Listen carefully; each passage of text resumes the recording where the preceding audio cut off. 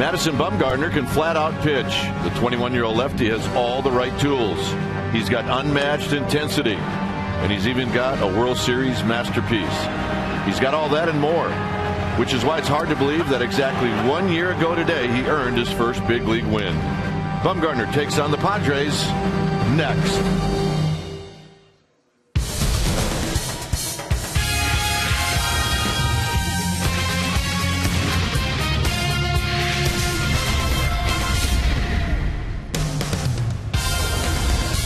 Another good night for baseball here at AT&T Park as we get ready for Game 3 of this 4-game series, Padres and Giants. Hi again, everybody.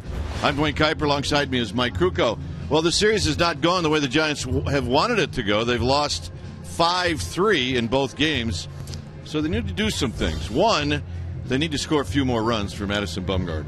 Well, that would be nice. More offense is always nice, but there was an incident in last night's ball game where Andres Torres got barked at by Chad Qualls, and Giants didn't really take to that very kindly. And you don't want a guy better than Madison Bumgarner going out in the hill today to try and give your team a chance to win. I think he's going to use that incident as motivation, and I think this is going to be a highly focused bunch. So look out, folks. All right, should be fun today here at AT&T Park. Giants go for a win. First in this series, I might add. When we come back, Amy G is going to show you the wizardry of Brandon Crawford, a minor league film, right after this.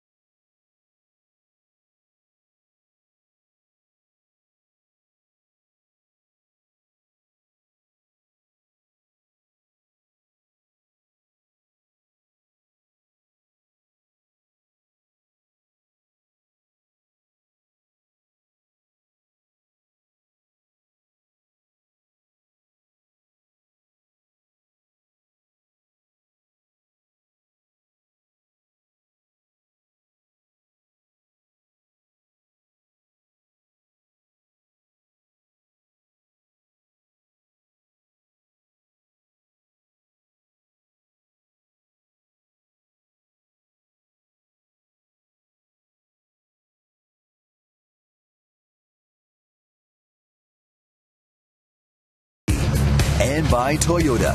Check out the great deals at your local Toyota dealer today. Well, San Francisco Giants fans are finding their way to AT Park this evening. It's another beautiful day in the Bay, and your Giants are looking to stop the bleeding this evening after dropping the first 2 games of this 4-game series against the San Diego Padres. Welcome back.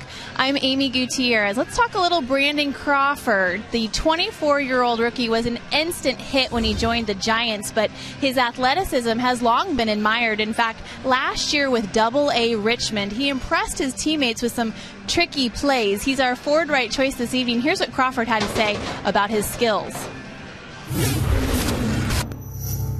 He was writing about a couple of teammates, and he wrote about me. And that's when I was like doing all the trick plays and stuff.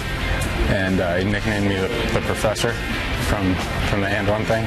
You know, all the time trick plays. The trick plays aren't gonna be getting you better. But I mean, I think there are times where you might need to use it every once in a while, and I don't think it's a bad thing necessarily that I practice it. That one can be realistic too, because that's my only play, you know, fast runner. Thanks to WRIC in Richmond, Virginia, and sports anchor Phil Orban for that video. Now, I spoke with Brandon today. He said he started messing around with the trick plays when he was a senior in high school, and by far the most popular is that backhanded bounce pass. He also said only a few Giants have seen video of his skills, and he was hoping to kind of keep it under wraps from Burrell, Huff, and Wilson. Sorry, Brandon, a little too late. Cat's out of the bag. All right, game 3, ready to start in moments. It's around the corner. Mad Bum on the hill. First, we're going to take you to our Sportsnet Central studios for an update. Stay with us.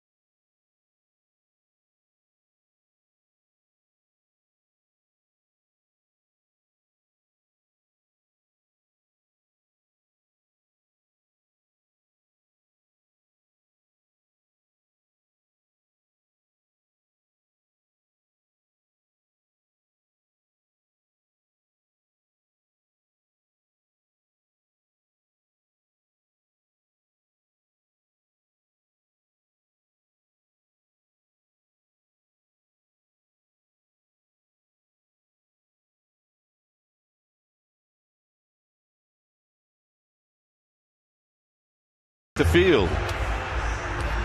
Our game time weather is brought to you by the Santa Cruz Beach Boardwalk. The admission-free boardwalk is open daily. 63 degrees here at the yard.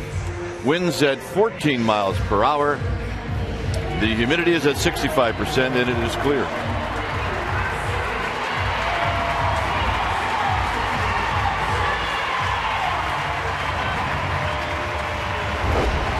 All right, let's take a look at the Padres lineup. It'll be Denorfia in a leadoff spot, followed by Bartlett, Headley, and Ryan Ludwig, the cleanup hitter.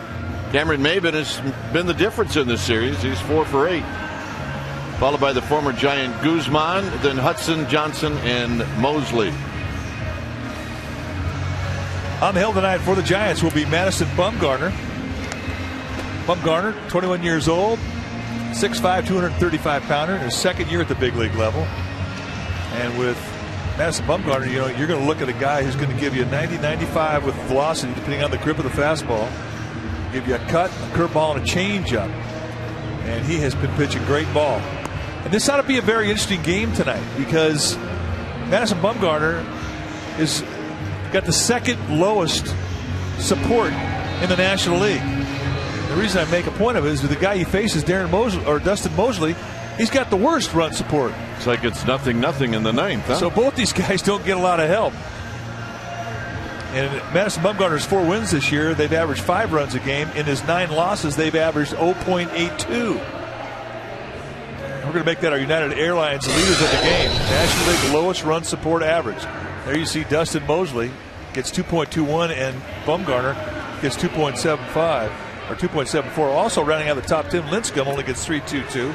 And Matt Cain, he gets 3.37. So runs are sometimes hard to find, but the 2 guys featured in tonight's ball game are the guys who are starving for support more than anybody else in the National League. The defense the Giants will employ behind Madison Bumgarner. Starting in the outfield, it'll be Rowan, Torres, and Sher Holz. Crawford, Sandoval on the left side of the infield. Tejada, another shot at second base. He'll be joined by Huff on the right side, and Chris Stewart will be in the squad, putting down the signs for Madison Bumgarner. First pitch of the ball game is a called strike, so we get started at 7:15.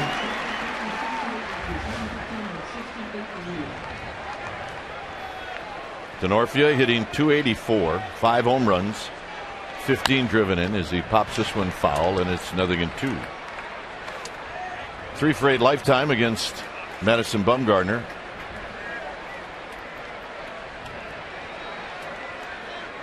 Padres won on the 4th of July by a final of 5-3. They win yesterday by the same score.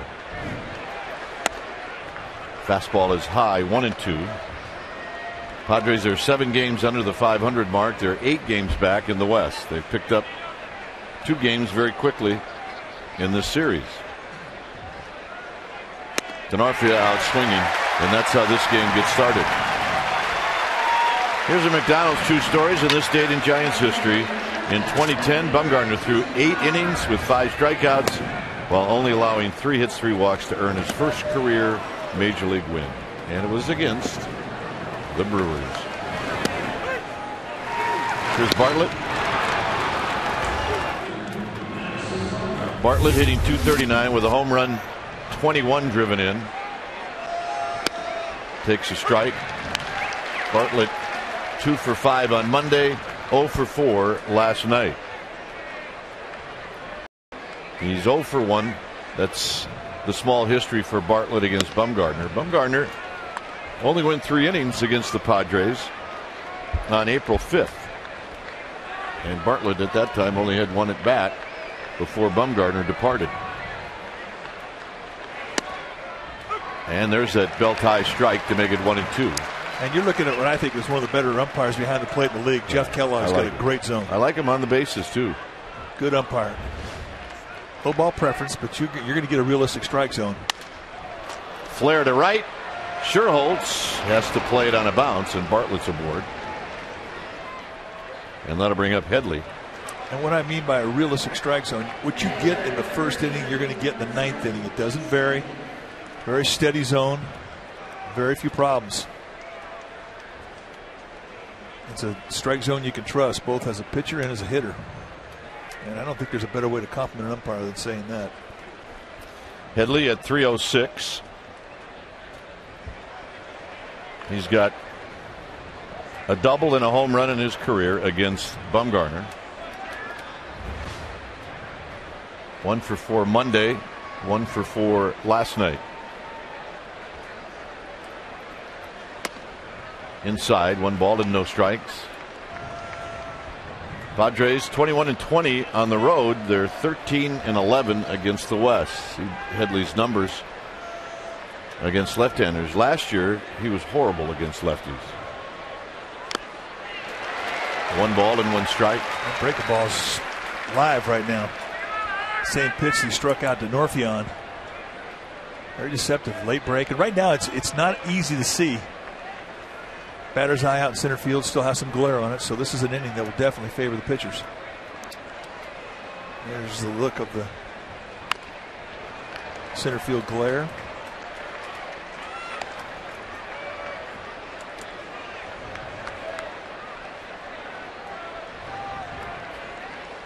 That's what Mike's talking about. It's sun splashed, which means it can be tough for a couple of innings.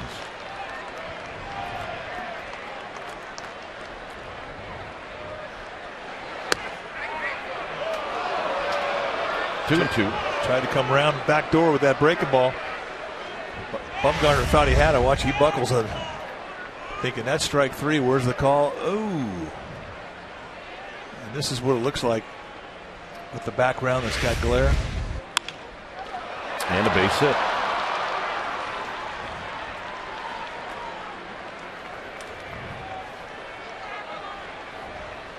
Chris Stewart's going to make way out to the mound to try and calm down Bumgarner. He thought he had struck out. Now he gives him a base hit.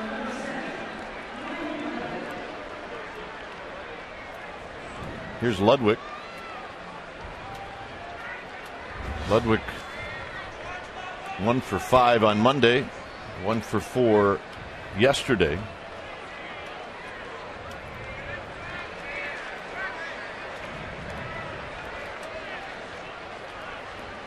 Bit of a problem for right field right now. You're watching Sher Holz in right field. He's not that comfortable. He's got to shade his eyes in just about every pitch. There's a glare. Got his sunglasses on.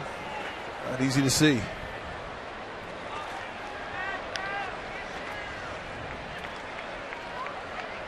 Ludwig hammers one into left center field. Torres on the move. He's not going to get it. It bounces on one hop up against the wall. They're going to wave in both runners. Here's Crawford's throw. It is not in time. And it's 2-0 San Diego. Well, last night it was the Giants that scored 2 in the first. Tonight, here it's the Padres. Big backdoor breaking ball that Ludwig stays in on well. A lot of back foot on that swing. He was not fooled. Finds a gap. And Glenn Hoffman, the third base coach, no hesitation whatsoever, waving the back runner, Chase Headley in. And that was a pretty close play. A nice relay throw from Brandon Crawford. Here's Maben.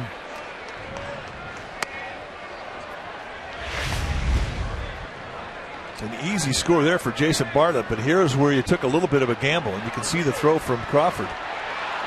Just a tad late.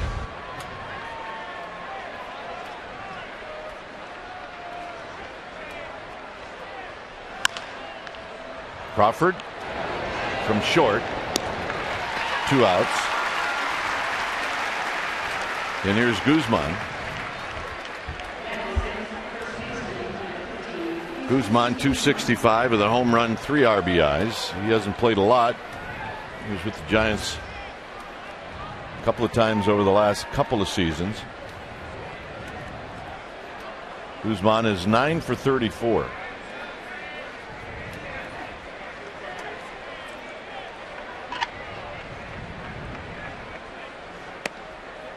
One ball and no strikes. Has just not been able to get out in front.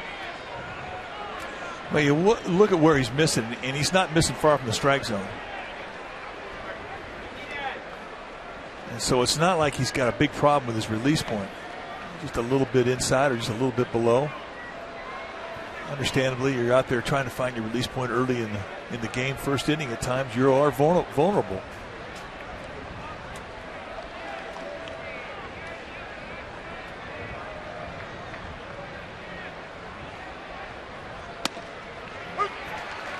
On the inside corner, 1 ball and 1 strike. And ordinarily, you will see Bumgarner with that low 3/4. I mean, he's going to pound that inside corner to right-handers. That's a big strength of his. And from his release point, that's a fastball that really, really works its way in tight to righties.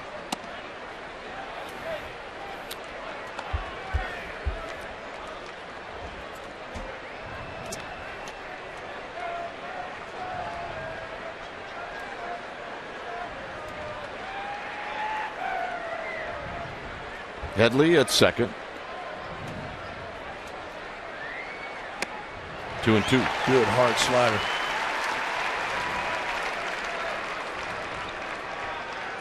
Digging deep. Don't like to have a stress inning in the first, but this is what this has become. It's a big hitter.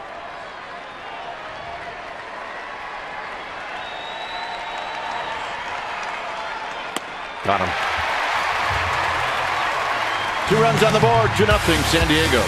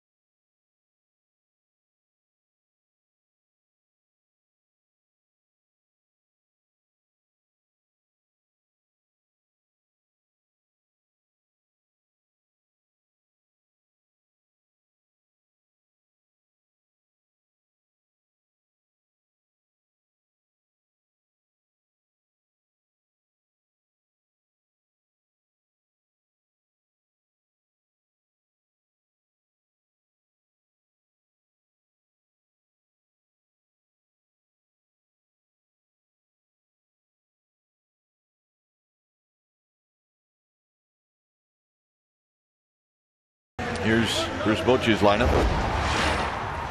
Very similar to last night. It'll be Torres, Crawford, and Sandoval. Aubrey Huff, the cleanup hitter. Tejada has been red hot over the last 7 games. Then it's Sher Holz. Rowan will hit 7th. Stewart 8th. Bumgarner 9th. On the hill tonight for the San Diego Padres will be Dustin Mosley. Mosley, 29 years old, in his 4th year at the big league level. 6'4", 215-pounder out of Texarkana, Arkansas. 4-pitch pitcher, a fastball, curveball, slider, changeup guy, but he does a couple things with the fastball. He can sink and he can cut it. See the numbers, not a very good win-loss record, but everything else is good. ERA 3.07, outstanding. 45 strikeouts, 93 2/3 innings. It's good. I mean, he's a strike thrower, and as a guy basically wants to try and pitch to contact. Torres takes a pitch wide, hitting at 218.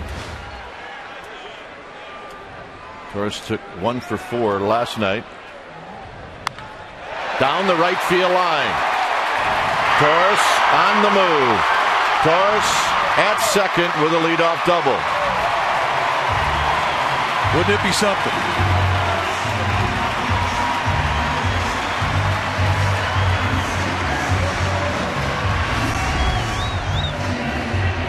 Mosley coming at him with a belt high mistake right out over the middle of the plate. And Torres makes a pay. And he was thinking double right off the crack of the bat. And as he rounds first base, he's going early. He's going to be safe at second, safe and secure. And that, my friends, is New York life. Here's Crawford.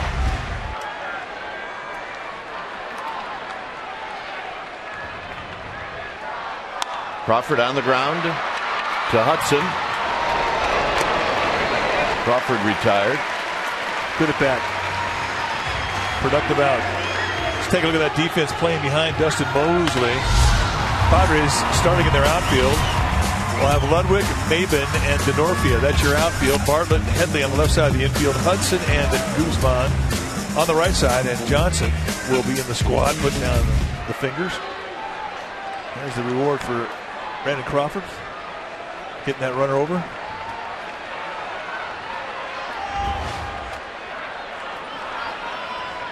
Sandoval hitting at .301, 8 home runs, 24 driven in. And a big swing and a miss. 1 ball and no strike. Now speed pitch right out of bed. They know how aggressive Sandoval is. Padres have given up a run in the middle of their infield. They're playing shortstop, second baseman deep, so a ground ball up the middle scores Torres easily. There you see the alignment. Sort of a pitch 'em away, play 'em away. On that left side, they bunch the left center field gap.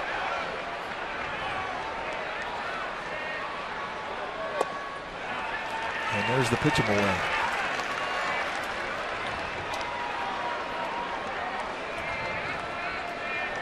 Three for 4 on Monday for Sandoval. 1 for 4 last night.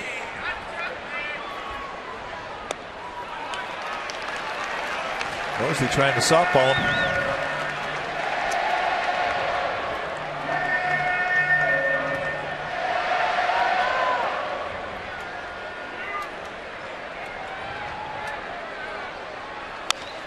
Out of play. It's 2-2.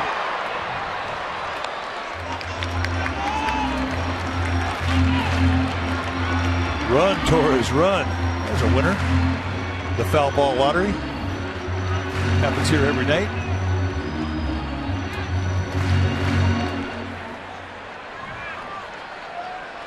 Two and two to Pablo Sandoval. Not close. 3 balls and 2 strikes.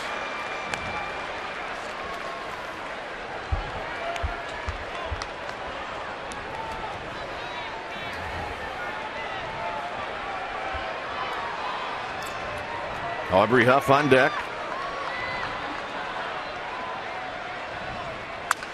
Hit on the ground up the middle.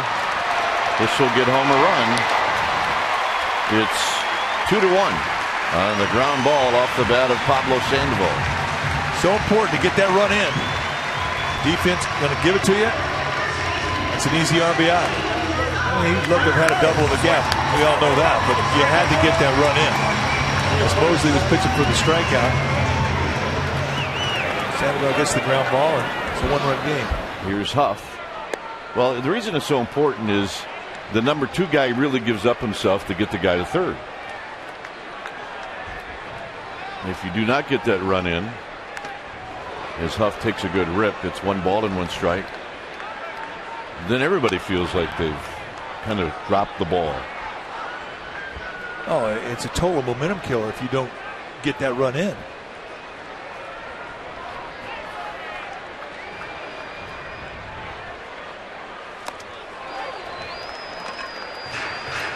Huff is one of 2 Giants that have actually faced Dustin Mosley. Torres 0 for 1 lifetime. Huff 1 for 1 lifetime.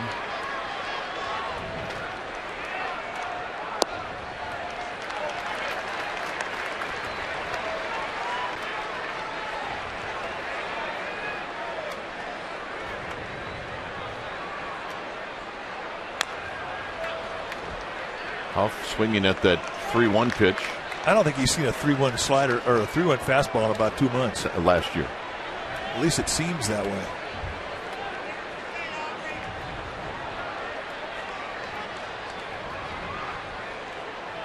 And he gets Huff on a slow breaking ball, and that'll end the inning. Giants on the board. It's 2-1 San Diego.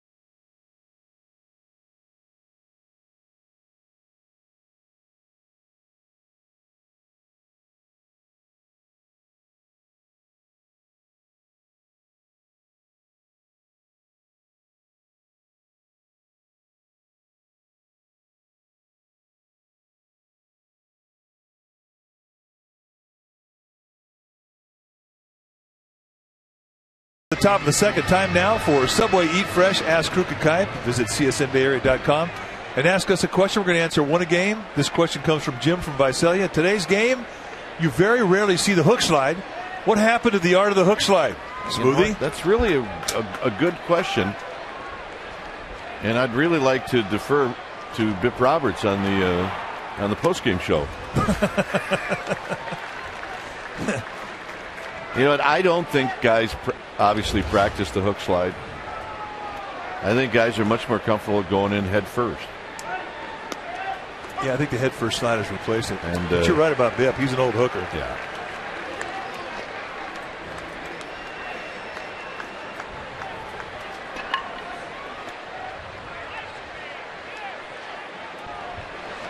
He could hook with the best of them. He really could. Yeah, he could hook.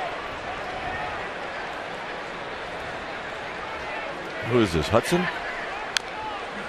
I was thrown off there for a second.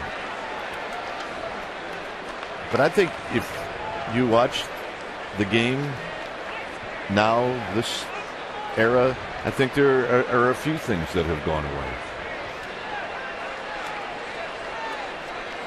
And I think if you asked Aubrey Huff, one of them is the 3-2 fastball. He doesn't see many of them. He was talking about the young pitchers today. Guys coming up, and they all have cutters. They all have changeups. They got so many different looks they can give you, and they're confident to throw them in any count. Hudson with a line single. Let's go to Amy G. Well, Dwayne and Mike, you don't know what you're missing not being on Twitter. New contest from csnbayarea.com. It's called Tweet to Win. What can you win? A $50 Amex card. Here's how it works. You need to follow at CSN Authentic. At the end of the game, make sure you're on the at CSN Authentic Twitter page, and they're going to ask you a question about something I say in tonight's broadcast. So, Dwayne and Mike, you got to pay close attention to my reports tonight. Full details, rules, csnbayarea.com. Gentlemen. Hey, when is Amy going to do one of her hits? Well, she's going to tweet. She'll let you know.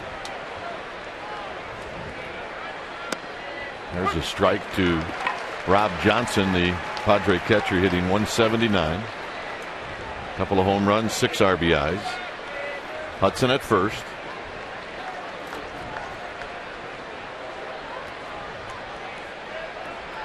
And the runner goes. Stewart's throw into center field.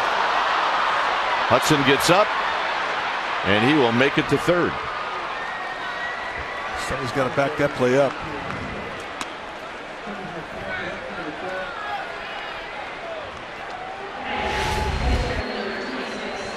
Big jump. Hudson really timed that one beautifully. And Chris Stewart, his throw gave no chance to get him. So it's a stolen base and an error on Stewart.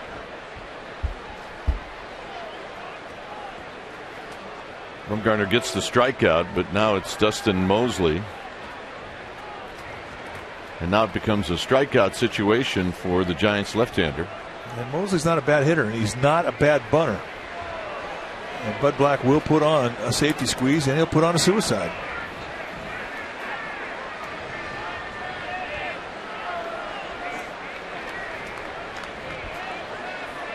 And here comes the squeeze, and it's popped up, and Huff's got it. Huff will flip it on to third. Double play. And that's what you call backfired.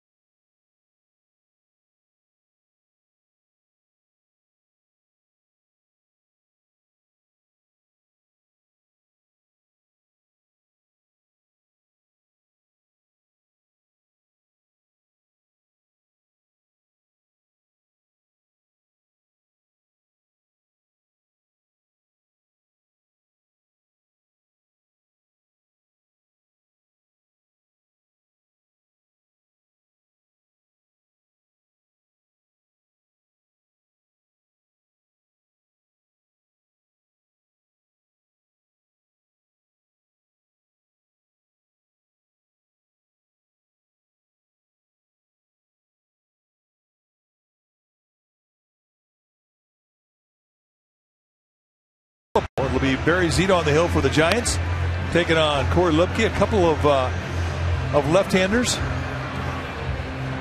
And you can still get seats at sfgiants.com, so check it all out if you would. Remember, Buster Posey will be in here in the third inning, which is 3 outs away. Here's Tejada. It'll be Tejada, Sher Holz, and Rowan facing Dustin Mosley. Tejada, a bouncer. Slowed down by Mosley, and Bartlett throws him out. Yeah, that's unfortunate, but that's all you're trying to do as a pitcher. Just get a piece of something coming back up the middle. And Mosley did, and that was the end of the play. Let's go back to the play that ended it for the Padres in the second. You see the suicide, and Mosley pops it up, and Aubrey Huff flips it over to Sandoval, and they complete the double play. So Bud Black not waiting around, putting that squeeze on right away. Sher Holz takes a strike.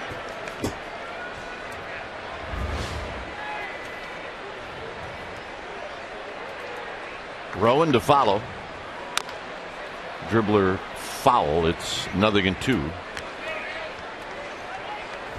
Giants are 48-39. Coming into today's action, a game up on Arizona. Arizona lost today in Milwaukee, so they're a game and a half up. They have lost 3 straight. It's a strike 3 call. Looking for that knuckleball. Well, he got a front door sinker, and I think he saw that thing out of the hand of Mosley, and he gave up on it, and all of a sudden the movement brought it back in the strike zone.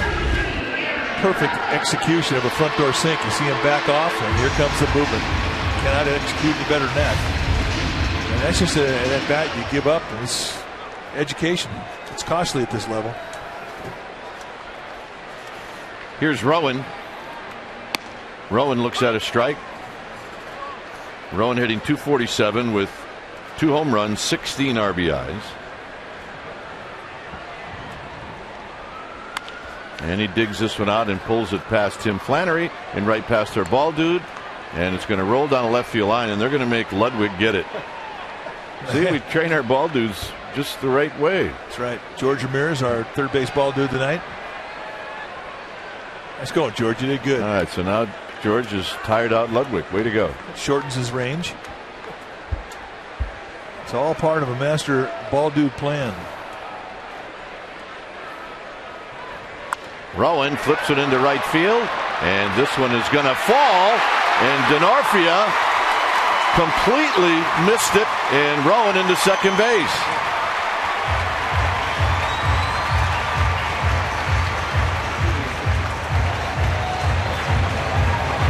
And in the wings, Buster Posey. He's in our green room.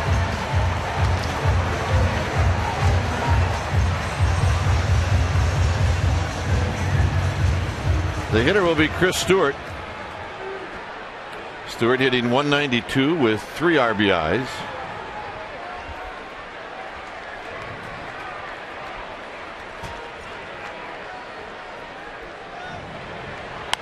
And he popped it up. Bartlett backpedaling, and that ends the inning. No runs, a double, 1 left. Buster Posey coming in. It's 2-1 Padres.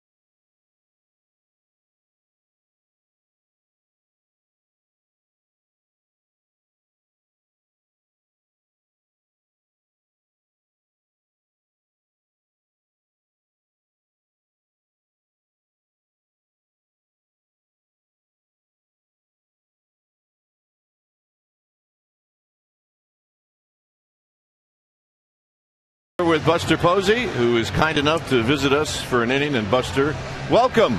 Thanks, guys. We don't like having you under these circumstances, but that's just the way it is, and we're happy that you stopped by. Now, for many Giants fans, this is the first time they may have seen you since the injury or may have heard from you since the injury, and the obvious first question is how are you doing? Great, doing great. I think the rehab process is coming along really smooth, and still got 4 or 5 weeks before I can put any pressure on the ankle, but I think everybody's happy right now. This is Chris Denorfia as he takes a breaking ball for a strike, and I know Mike probably wants to join in. Mike? Well, I want to know how your wife Kristen is doing as she's expecting twins in August. She's doing well.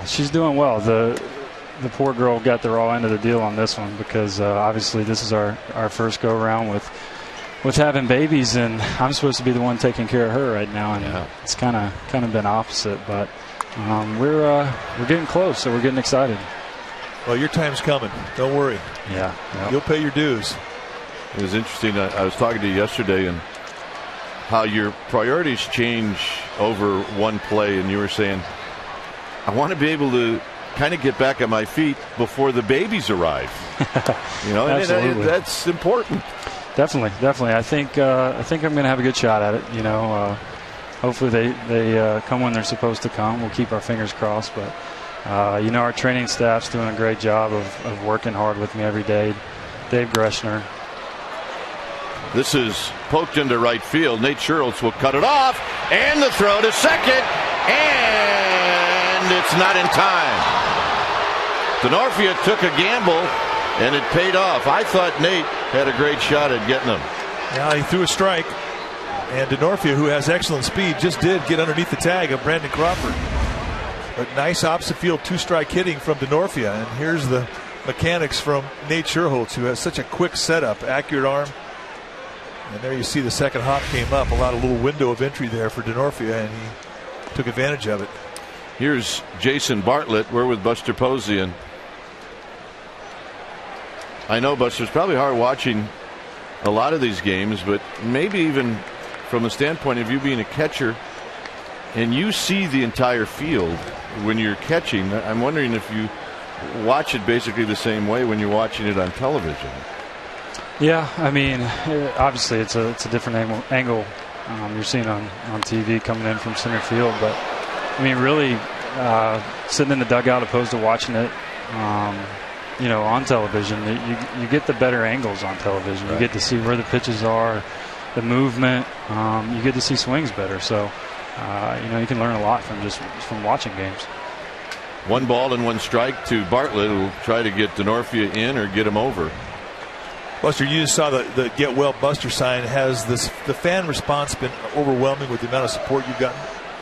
I mean, it has, but these fans from what we saw from them last year, I don't want to say you expect it because that sounds ungrateful, but they're the best. They're so passionate, and it's just amazing to me how long they hang in. We go on the road and we see teams get down a couple of runs. You see fans start filing out, but here they're with you till the last out. Hit on the ground to Tejada. This will put Denorfia at third. So a good at bat for Bartlett. 1 out. Indeed, just like Brandon Crawford's at bat the first inning, get that runner over, a productive out. But like I was saying, they're here to the last out, and that means a lot to us as players. And the energy they bring every day. I think if you were able to come out to some games last year, you definitely felt it. Infield will come in to face Chase Headley. Headley singled and scored in the first inning. And a breaking ball, 1 ball and no strikes. I got a question for you guys. When you're watching the game, when the pitch is thrown, are you looking on the field or are you looking at the camera to see what the pitch is? That's a good question. You mean one of the monitors? Right, the monitor. Well, I watch the field, and I rarely take my eyes off the field. I think to answer for Mike does both. Well, when the pitch is coming, I'm always watching the monitor. So we're getting 2 different perspectives. He's looking towards the field. I'm looking towards the monitor. And then, of course, once the ball gets put in play, I follow the ball. But there are times when a ball gets hit back up this way, a foul ball, and ballparks on the road where you're close. Right. Sher Holz is going to track this down. This should score D'Onofrio. And it will, and it's back to a 2-run lead for the Padres. So there have been times when I've been watching the monitor and there's a foul ball hit. I'll look up and I don't see it. And it just whizzes right by you. And I would expect my partner to protect me, but it just doesn't happen. John watches the monitor a lot when he does TV and radio. Well, I mean, like I was saying, from the dugout, I would think from this angle too, it's hard a lot of times to see exactly what pitch it is. Well, I'm not always correct. Like I knew that was probably a fastball because I'll look up there. Right. But with Bumgarner with his cutter, sometimes it's 89, 90. Yep, so exactly. It's tough to tell. Who's the hardest guy on the Giants staff to catch? Hardest guy. Depends on the night. Depends on the night. Depends on if guys got their A game or not. Probably the one that I had to adjust to the most was Timmy, just because his stuff is so different. A lot of deception, a lot of moving parts, and you see what he does to other teams. So it's hard to hit, and sometimes it's a little difficult to catch. Sometimes. Well, I mean, some guys are easy to catch in that same spot in your glove, so you can pocket a lot of their stuff. But his stuff is all over. It's not easy to sweet spot it. Exactly. Bumgarner gets Ludwig to strike out. Padres pick up a run. We'll have Buster for another half inning. 3-1 San Diego.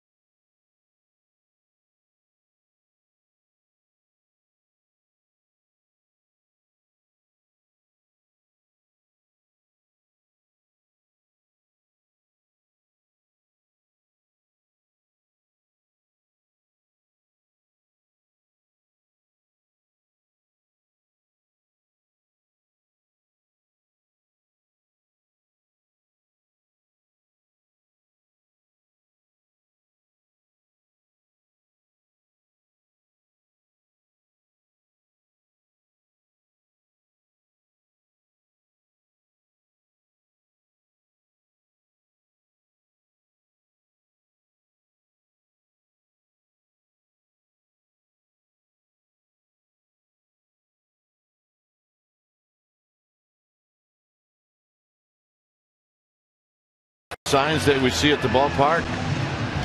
This one telling Buster that they miss him. They miss us too. Or did I misread the sign? I think I did. Yeah. Buster, what do you miss most about not playing? Playing.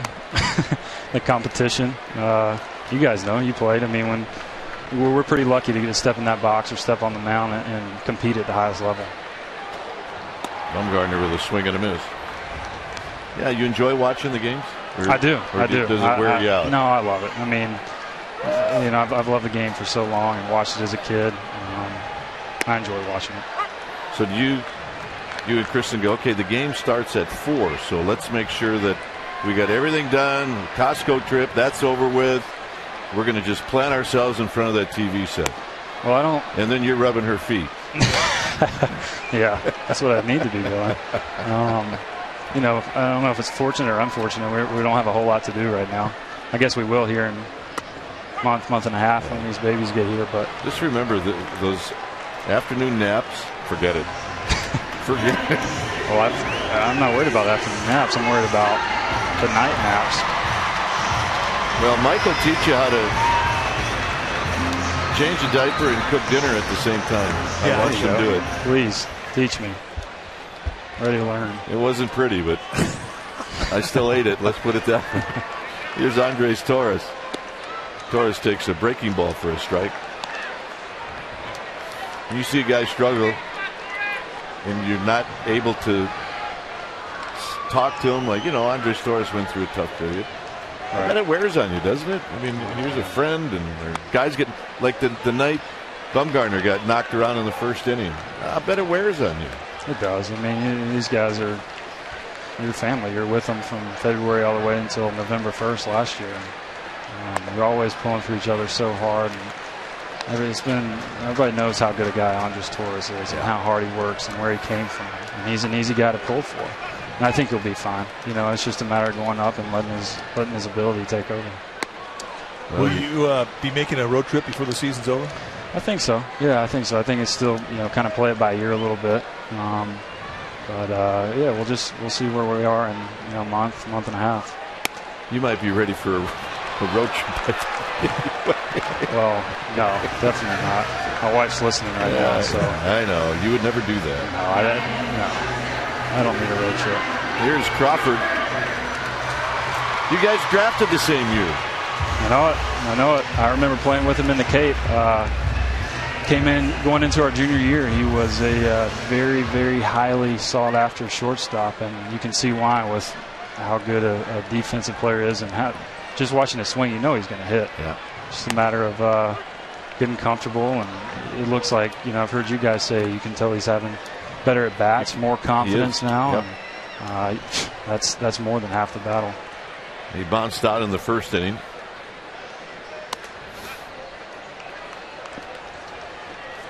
Yeah, you did text him after his grand slam, didn't you?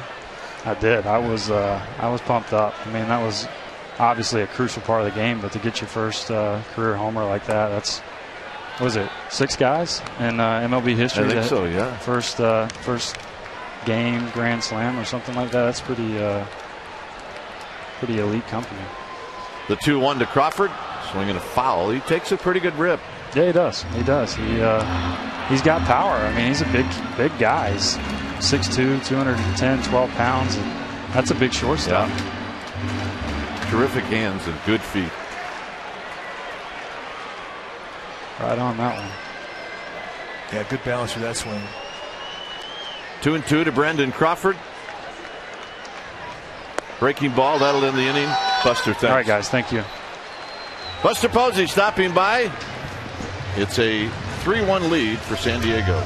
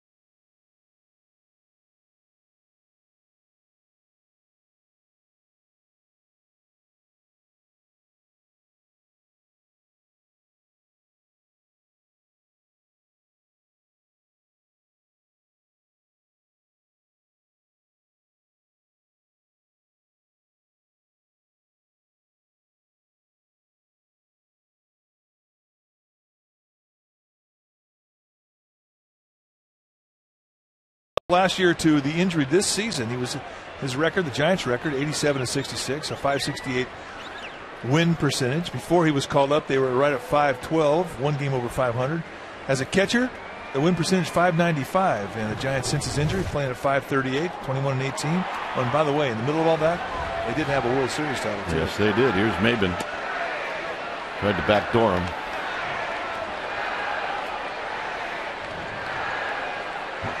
How about Buster? He starts asking us questions. It was a really good question, too. Swing and a foul. 1 ball and 1 strike. You know, it's just great for the Giants fans to just see Buster and get an idea of the personality he has and the calm that he has. When you talk to Buster Posey, you know, he looks you in the eye and he's inquisitive as to where you're going with the conversation, and he engages. He's just Sher Holz moving back, and it sails over his head. Maben with the speed is going to end up at third. Well, he has been having a series. How about that? Well, 3 times the Padres have been able to put the leadoff hitter on. A single in the second, a double in the third, now here a triple in the fourth. It's a fastball away, and I mean off the plate away, and he goes well with the location. Puts it right over the head of Nate Sher Holz, who was playing him in that direction, but the ball just has some giddy up, and Nate could not get back in time to flag it down. And watch Maben go. He's got a long stride, and once he gets it rolling, that is a fast man. Here's Guzman. Guzman takes low, 1 ball and no strikes. But this, just to finish up that point about Buster Posey, you do not have to be around him very long to know that this guy brings an intensity to this game. And there's no question in our mind that someday in his career, when it's over, he will be a manager. That's a fair ball down the left field line. It'll be an RBI and a double for Guzman, and it's 4-1.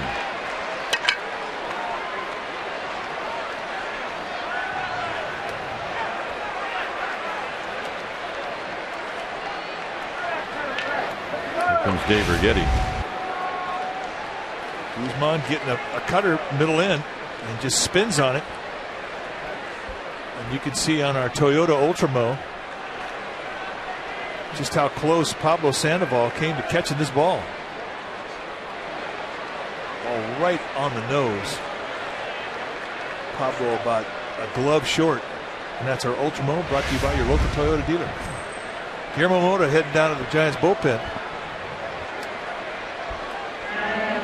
This is a strikeout situation with a runner at second, nobody out.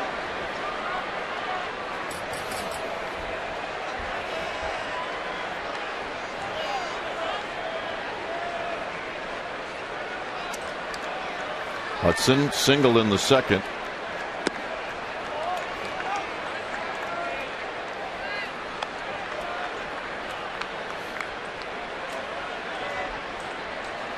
Seven hits for the Padres.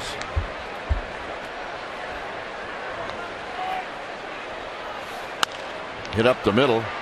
Tejada will make the play. Padres playing very good little ball right now. Another productive out. Well, right now it's time for our trivia question. It's brought to you by AT&T. The question: who is the only manager to manage an all-star game representing 3 or more teams?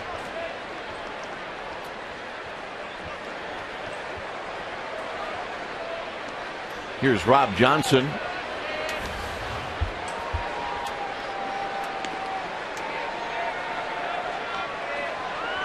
Johnson takes low, 1 ball and no strikes. 4-1 San Diego. 2 in the first, 1 in the third, 1 here in the fourth.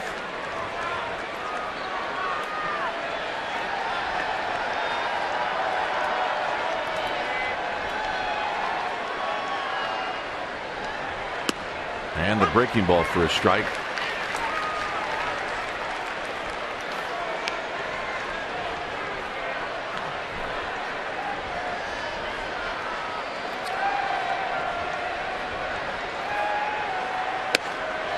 One and 2. Well, happy birthday. I'm on a boat. I don't know if she had to actually make that sign that said she's on a boat. But happy birthday. That was just in case we didn't know she was on a boat, right? Oh, yeah. So they're having a birthday party on the boat.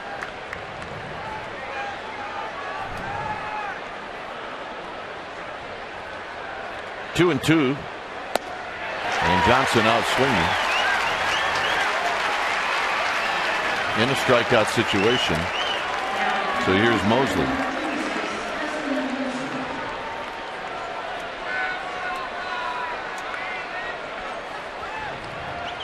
It's 5 strikeouts on the night for Madison Bumgarner. But that was a big strikeout. Runner at third base, that's the 2 out. That's exactly what he was pitching for.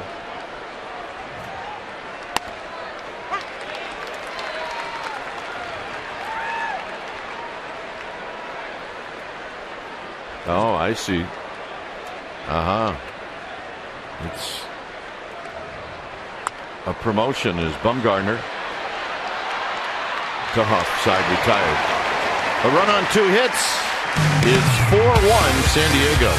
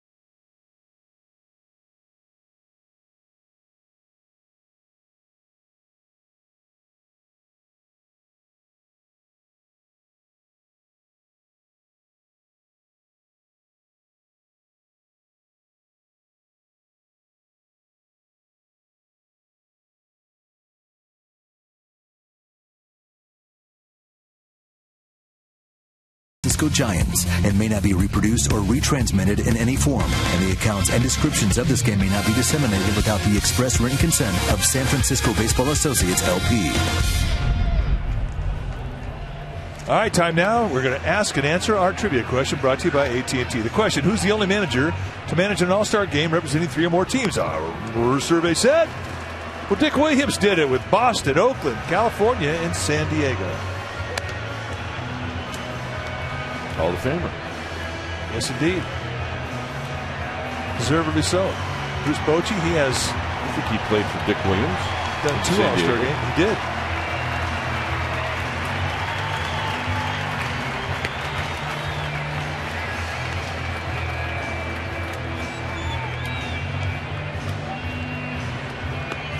All right, hey, let's check in with Amy G. All right, gentlemen, most people are well aware of the tragic boating accident that happened over the 4th of July weekend off the Baja coast. There was 44 passengers. Our thoughts, the Giants' thoughts, Comcast thoughts are all with the families of the victims and those that are still missing. But we are very, very happy to report this evening that one of the Giants family members, Usher Richard Chibatari, survived. Gentlemen, he swam for 8 hours to safety. He's okay, and his family's hoping that he's on his way home tonight. And Richard, we're saving a seat for you here when you're ready to come back to AT&T Park. Wow. Gentlemen. All right. Wow. Sandoval takes high, 1 ball and no strikes.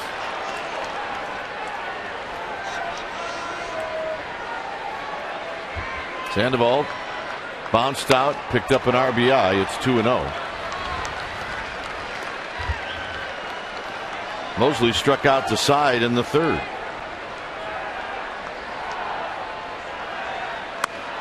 3 balls and no strikes.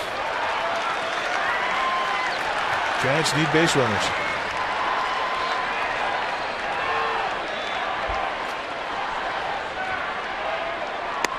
And a 4-pitch walk.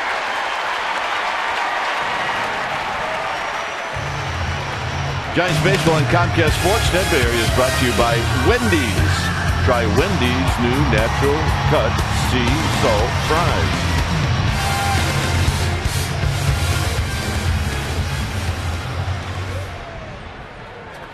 So the walk to Sandoval, and here's Huff.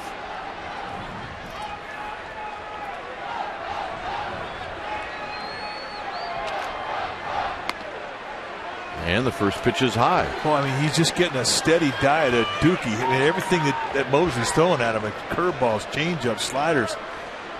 It's like he just refuses to give in to the fastball. Well, Huff will try to take one of those off-speed pitches and hit it in the hole if he can.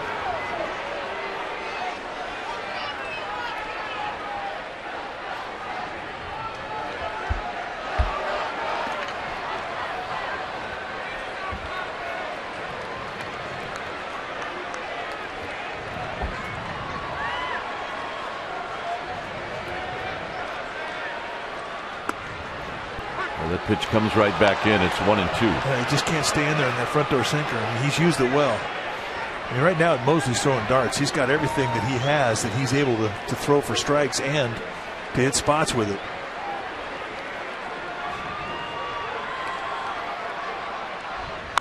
Huff. And a diving catch by Denorfia. Now, good at bat. He hit that ball right in the screws.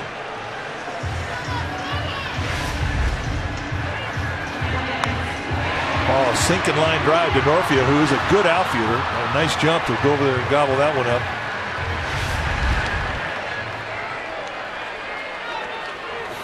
Here's Tejada.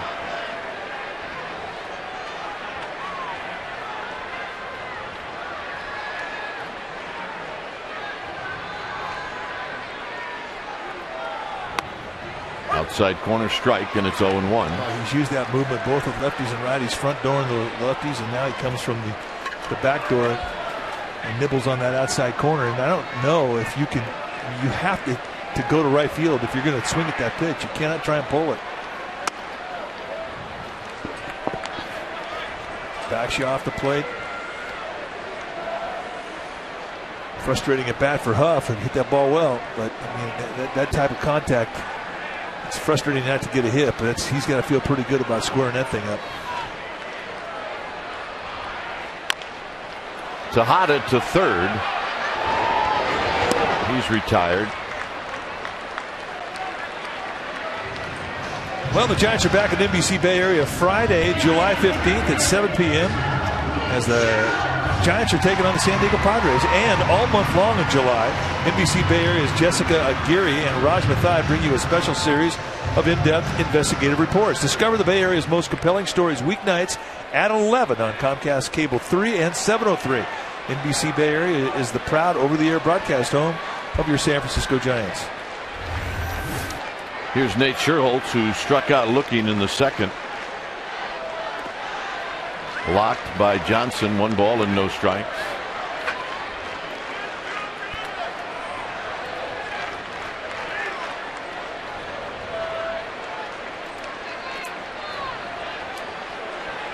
Vergetti in conversation with Madison Bumgarner.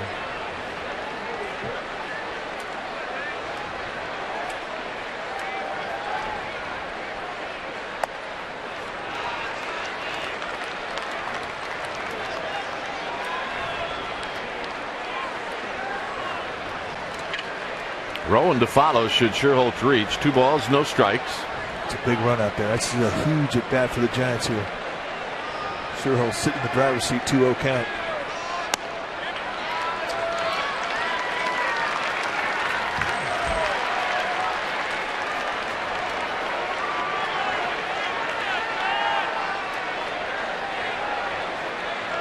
This is not the time to grow green light on a 3-0. Down 3 runs, you need base runners. Good time to take a pitch.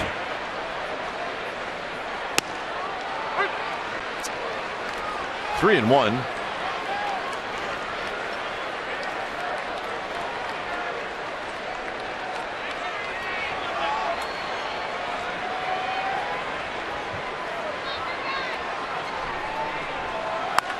High and deep to right, and this baby is out of here.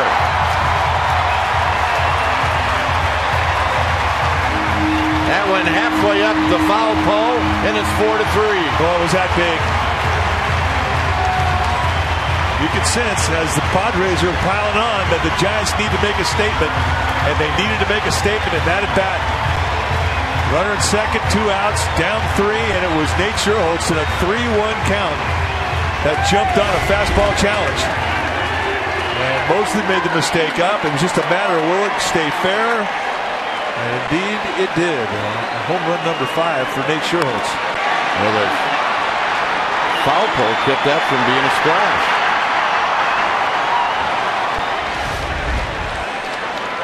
Here's Rowan. Wow, that was a big hit.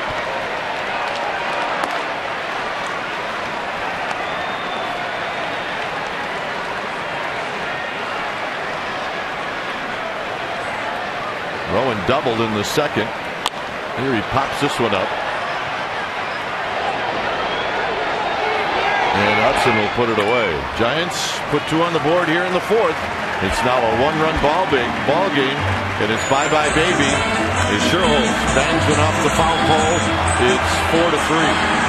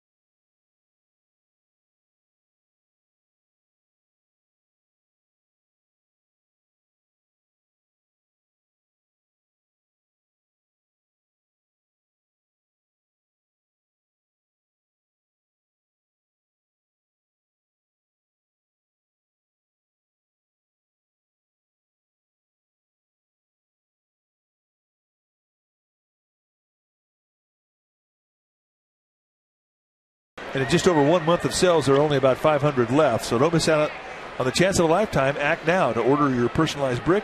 Go to sfgiants.com/brick. Partial proceeds from the sales of the pavers will benefit the Giants Community Fund. Bumgarner looking for an easy inning. Yeah, he wants to get his offense right back into the dugout. Benorfia. He struck out and he's doubled.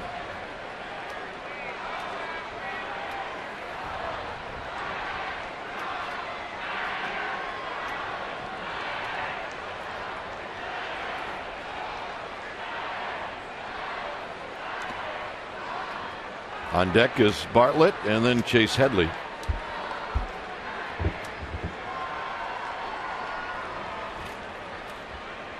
Top of the 5th inning.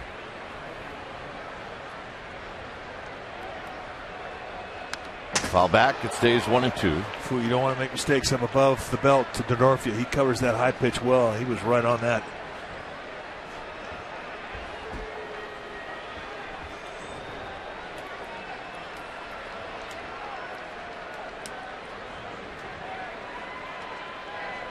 Got him.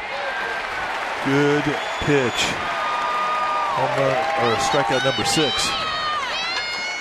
Well, Giants baseball on Comcast Sportsnet Bay Area is brought to you by the Solar Company. Visit thesolarco.com for details about their new zero-down lease with monthly payments as low as $99 for qualified buyers.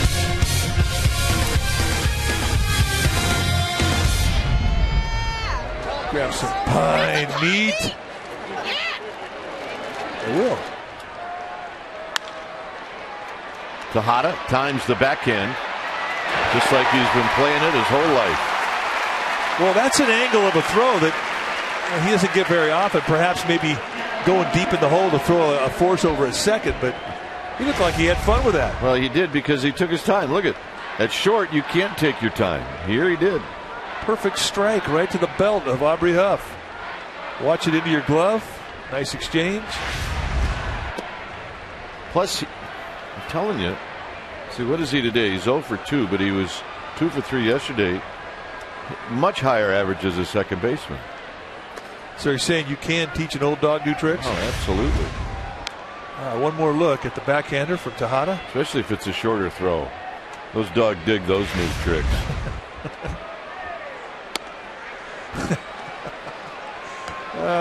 Yes, they do.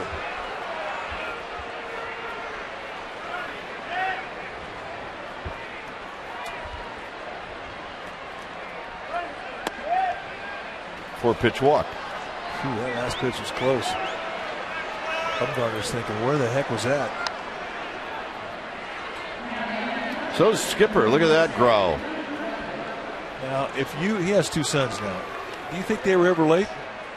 Well, yeah, once. Yeah, that's right, once. Maybe the oldest once and never for the youngest. That's not a look on a guy's face you can argue with. Well, he must have called it outside because it wasn't high. Yeah. And he's denied him about 4 times on that same type of pitch.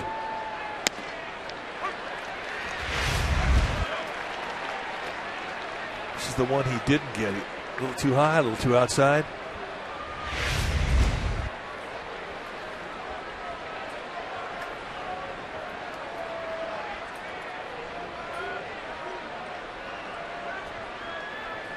Got to keep an eye on Chase Headley. He's got 8 stolen bags. He's tried 10 attempts.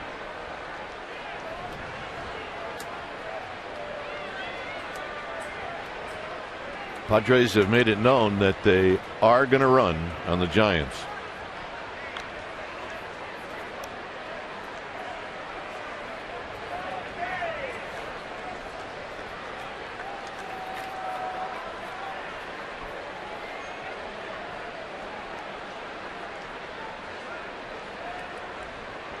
Now, they're really a bunch of thieves. DeNorfia with 6, Bartlett with 16, Headley with 8, Cameron Maben with 12, Hudson with 11.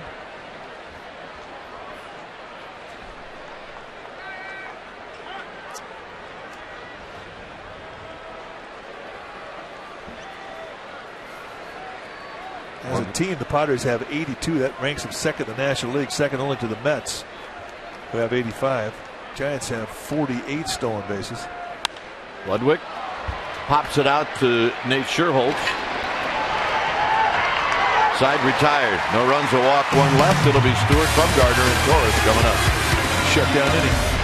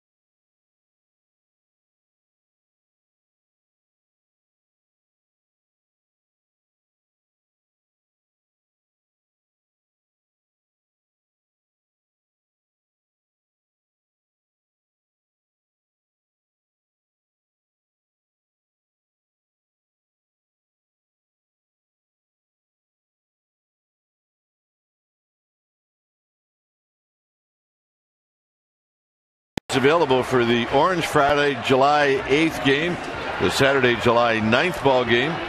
It's a new game time at 6:05. Giant Striped Socks presented by PlayStation. The Sunday game is sold out. Go to sfgiants.com.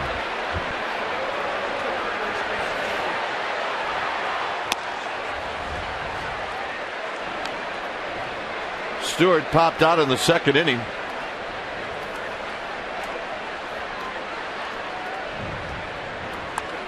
Off the end of the bat. Guzman will step on the bag. 1 out. All right, let's check in again with Amy. All right, gentlemen. Well, this was so popular last night. We're going to do it again tonight. Going with the number 9, Comcast Sportsnet is searching for the World Championship baby. That's right. The baby born closest to 9 months after the last out of the World Series win, which was November 1st at 7:54 p.m. So you're looking for the baby born on August 1st, closest to 7:54 p.m. will win a slew of prizes. It's awesome. Check it out at csnbayarea.com for details. And gentlemen, quickly, if Buster and Kristen enter this contest, they're likely winners. Watch out.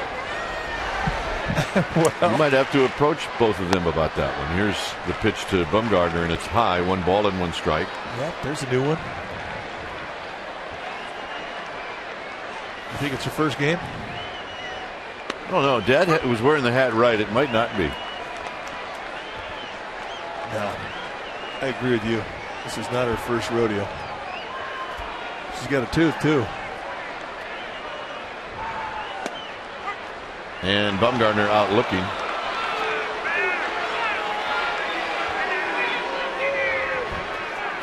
Giants Baseball on Comcast Sportsnet Bay Area is brought to you by Heffernan Insurance Brokers. Insurance and financial services for you and your business. Visit hefins.com. Andres Torres, a double and a strikeout. And he takes a pitch high. 1 ball and no strikes.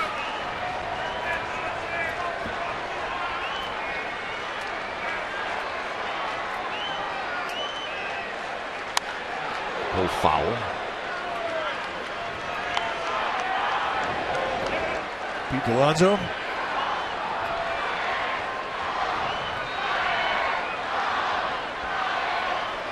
That's Pete's best bolt. That's it. That's all he's got. Hit on the ground. That's a fair ball right over the bag. Torres will hit the bag at first. And he has got his second double of the game.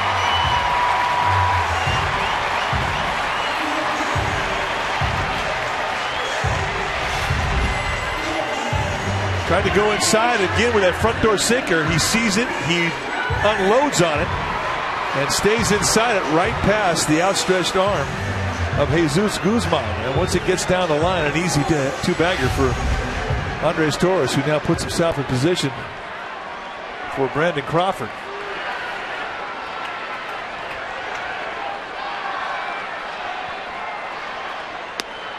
Breaking ball for a strike. Crawford a ground ball and a strikeout.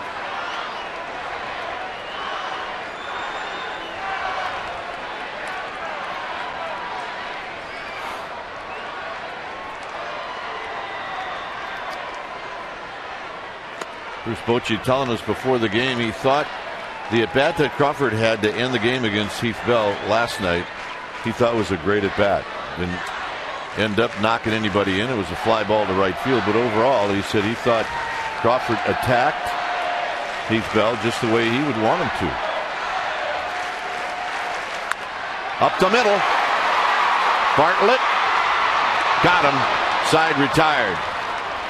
No runs, a double, 1 left. It remains 4-3 San Diego.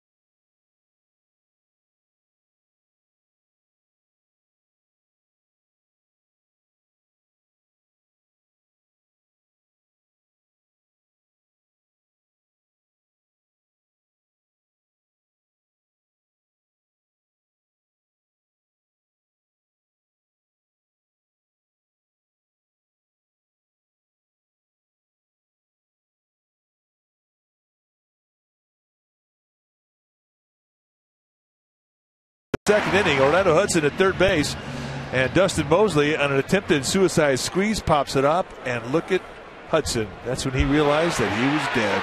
Nice play by Huff, who flips it over to Sandoval, and that's our Coors Light Freeze Can, brought to you by Frost Brewed Coors Light, the world's most refreshing beer. Maben 1 for 2. He tripled in the fourth, and he takes a breaking ball for a strike. Bumgarner's used that breaking ball a lot on the first pitch. I think he has as much feel with that breaking ball as he does his fastball. Very reliable pitch for him.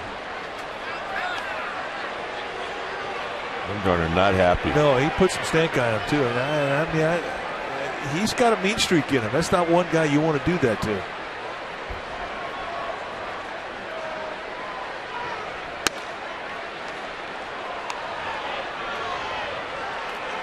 I would like to see somebody challenge this guy and charge him someday in his career, because it would not be good. Call back. It would have to be somebody like Mike Stanton. Well, I mean, this guy is so strong. They're about the same age, aren't they? Just about. Who, by the way, hit a walk-off tonight in South Florida to beat the Phillies. That was an extra inning game.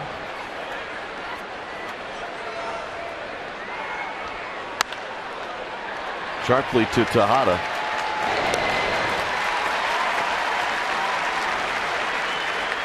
Here's Guzman.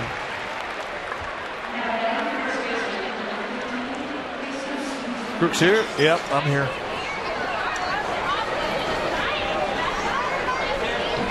Barbecue. Whoever said there's Crook, you should be upset with. I think it was somebody in the truck. Lining up for some barbecue and a brew for the hard crew. That's where, center field? Yeah.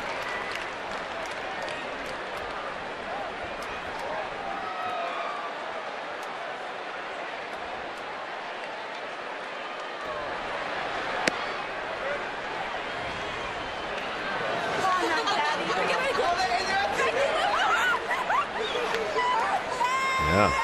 Oh, yeah. This guy impersonating you, and he's going to do just fine tonight. 1 and 2. Oh, yeah. Now they've blown him off. Oh, easy. They were all out there for singles night tonight. Count for that group. Center field, struck well. Torres on the move. Torres ran it down. I think somebody ticked him off. I think somebody ticked him off too. And I think that somebody was Chad Qualls last night.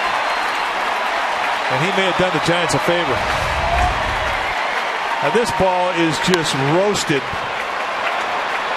And if he doesn't get the jump, and I mean even with the jump, it's a very, very difficult play to go up over your head. It's such a tough angle, and he didn't even watch it into the glove.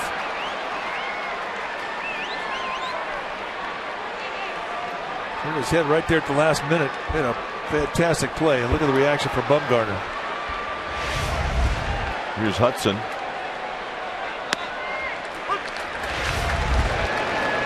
He's done some remarkable things out here, and this is another one.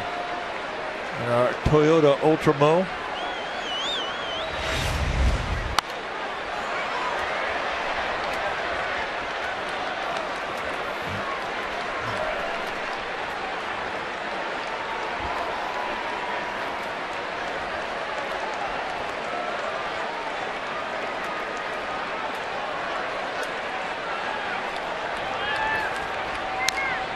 Hudson just barely got a piece of it to stay alive. That is pitch 85 for Madison Bumgarner. I mean, he's one of the guys who takes low pitch counts consistently deep into ball games.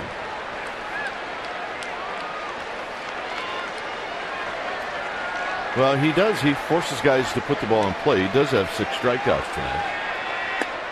But I think that's why you see Bumgarner in situations where he's pitching with base runners on base. He's getting frustrated with that outside corner. He's not getting any of those pitches. Jeff Kellogg has not been all night long. And he's consistently denied that pitch for him. But it is definitely frustrating Bumgarner. And that'll be a base hit.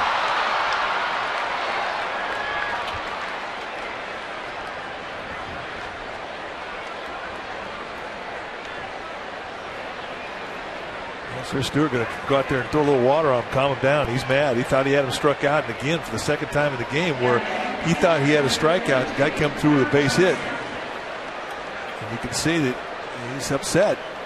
Stewart knows him, goes out there and tries to calm him down.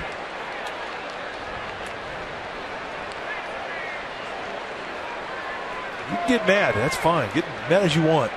Get red hot mad, but by the time you get that ball about ready to make your next pitch, that mad's got to be gone.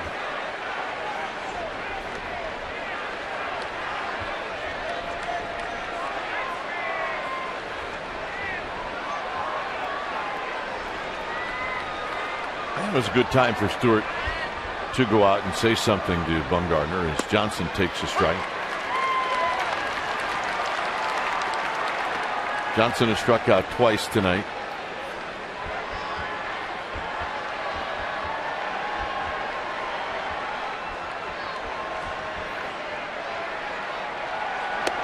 And tight, 1 ball and 1 strike. With the pitcher on deck, this is really not a steal situation. I figure if Hudson did go and was successful, they just walked the guy at Johnson, the 8-hitter, to get to the pitcher. Still, though, you can't take it for granted he won't go.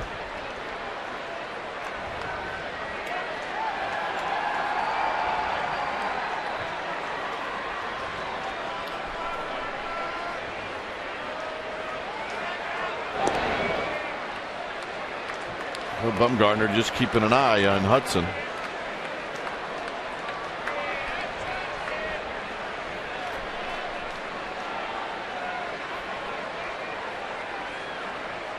Now he goes. He had a great jump. And it throws into center field. And Hudson will end up at third. That's the second one that has gone into center field.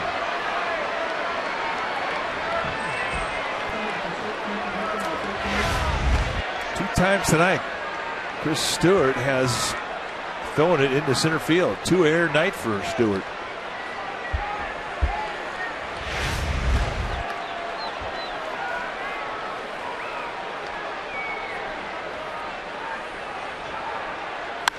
Base hit.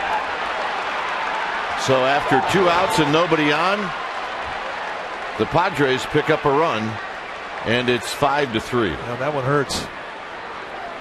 And right away, here comes Dave Righetti. And what Bumgarner will learn is that you do have a pitcher on deck and you have no action in that opposing dugout or bullpen. And these are things that you're going to learn to be aware of. And if you're allowed to pitch to that hitter right there, you do not make a mistake in the strike zone. You throw something down out of the strike zone, let him chase.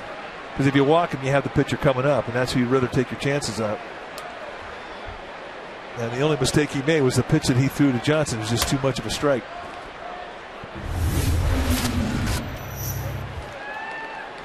Chris Stewart working on his skills yesterday. Really one of the quickest exchanges, glove hand to bare hand, we've ever seen from a big man. Billy Hayes as the catchers for this Giants team.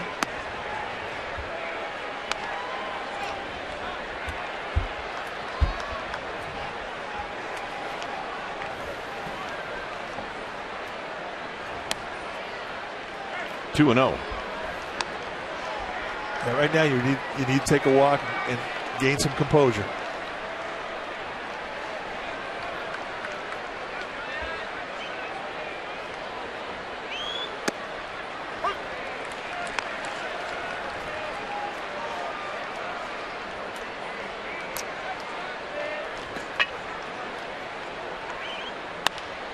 Right at Huff, and that'll end the inning.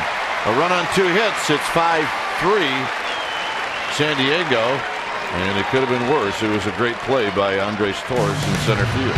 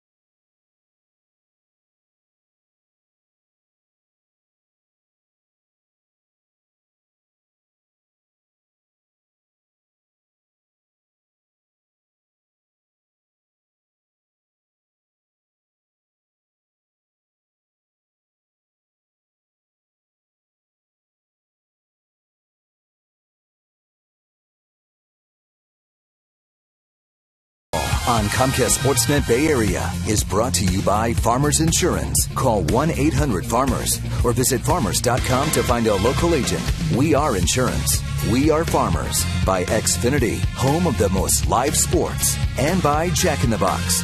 For a limited time, Jack's Really Big Chicken Sandwich Combo is back. 2 chicken patties, bacon, and melting cheese, served with a 20-ounce drink, and small seasoned curly fries for only $3.99 plus tax at participating restaurants.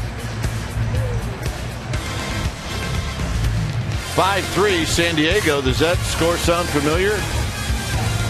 Yeah, it does. And that was the score of the last 2 nights. Madison Bumgarner visibly upset walking into the Giants dugout after the end of the inning.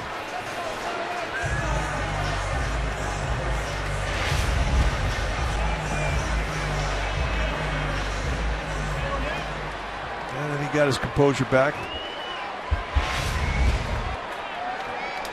Here it'll be Sandoval, Huff, and Tejada. One thing the Padres have done in this series is they just add on. Giants get close, they add on. Sandoval is 0 for 1. He has knocked in a run and he's drawn a walk and scored. Here he takes a breaking ball for a strike.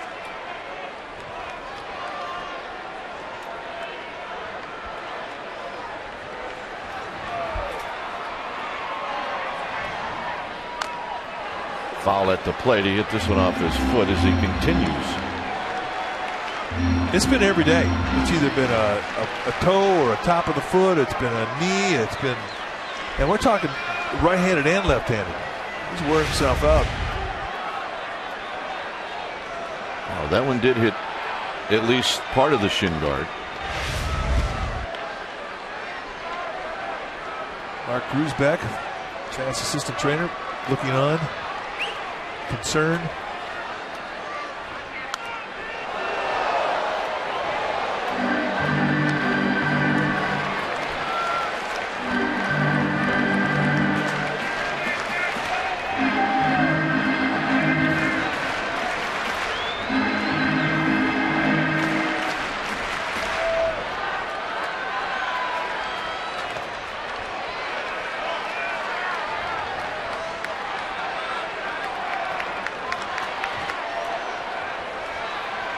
One and two to Sandoval. Huff to follow, and then Tejada. 6th inning.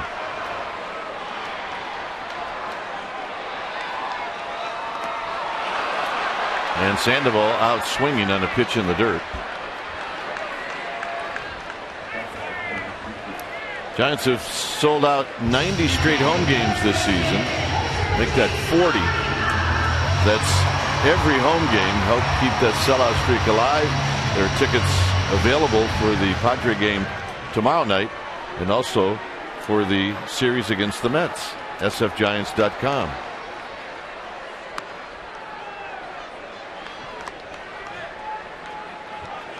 Here's Huff. 1 ball and no strikes.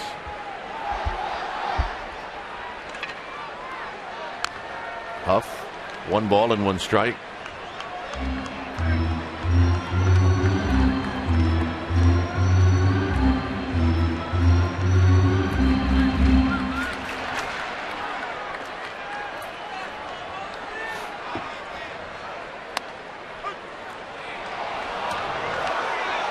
Front door sink. I thought this one was high. Yeah, I don't blame him.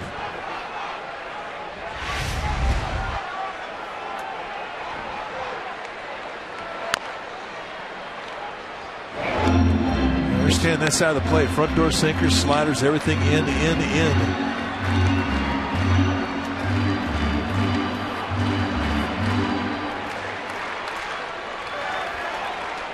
1 and 2 with Tejada on deck.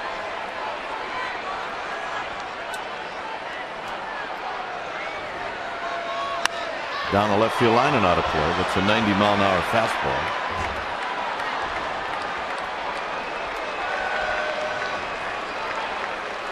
Rob Johnson is going to have a word with Mosley.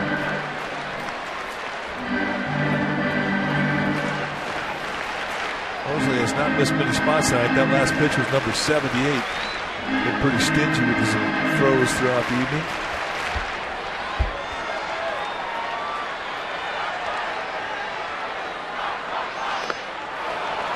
Huff on a pitch in the dirt.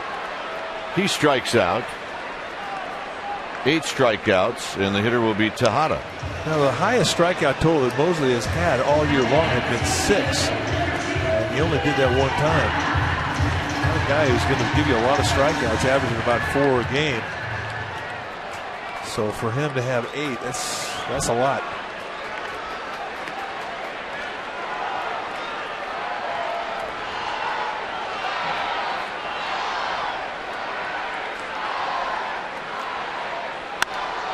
Into center field, and there to catch it is Maben to end the inning.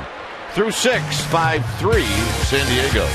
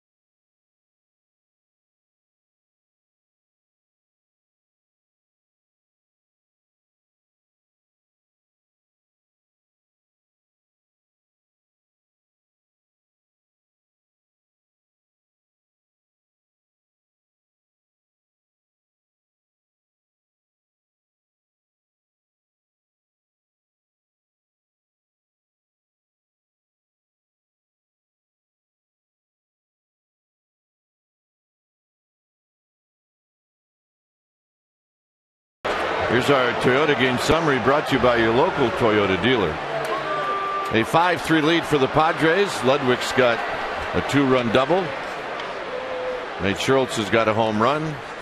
And the Giants are looking to pick up a win against these Padres, but they're going to have to do it against a tough Padre bullpen. Here's Ramon Ramirez facing Denorfia. When it's time for a change, think Speedy Oil Change and Tune-Up. Your oil change tune-up and smog experts. –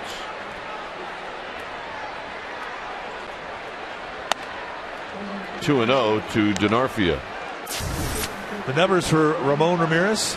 34th time that he's come into a game for Bruce Bochy. Excellent first half. Very solid, almost a strikeout an inning.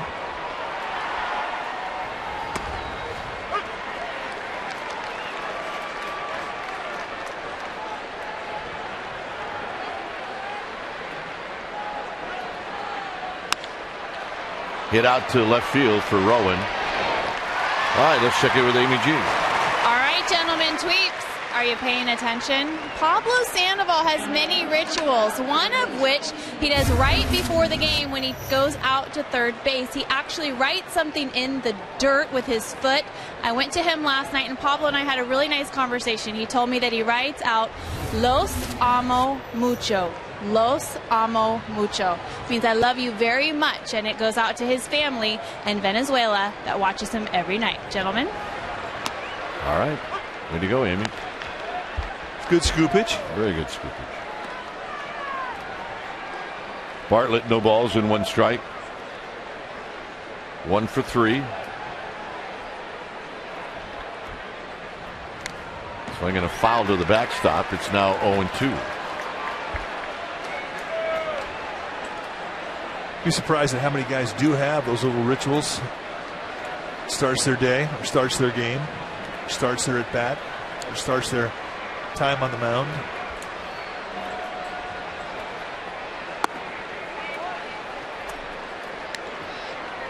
Be careful though that you don't get caught up into it where you start adding on. We played with guys that have had rituals that were like 90 feet long. They'd go from home plate to the first base sack. Well, it's what it'll do is it'll wear you out. It'll eat you up. You're afraid you might forget something about it, and you're better off not even getting involved in it. Well, we played with guys that it didn't start just when they got to the ballpark. It started when they woke up. And this is one thing after another, from what they ate for breakfast, the route they took to go to the ballpark. 2 and 2. Everything was trying to duplicate a routine, and it can wear you out.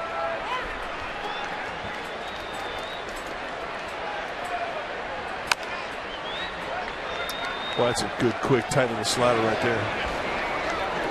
Yeah, good time for an ice cream cone. Just strap on your panda hat. Get yourself an ice cream cone. Life is good.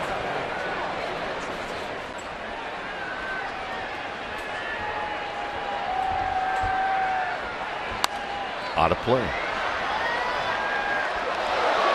Ramirez just wearing at that outside corner.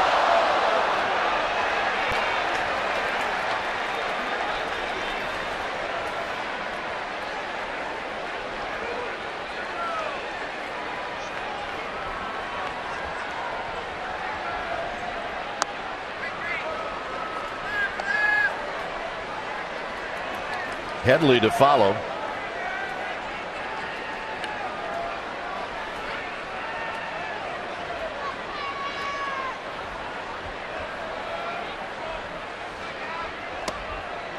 And the walk.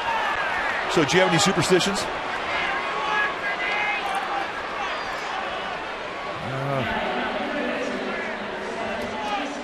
Yeah.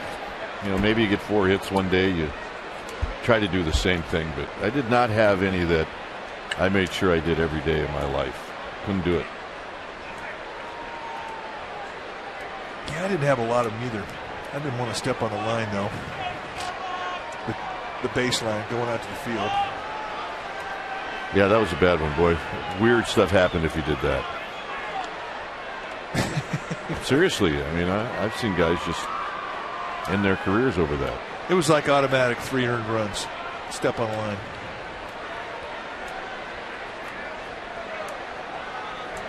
Bartlett's got 16 steals. He may just go here. Headley fouls it back. No balls and 1 strike.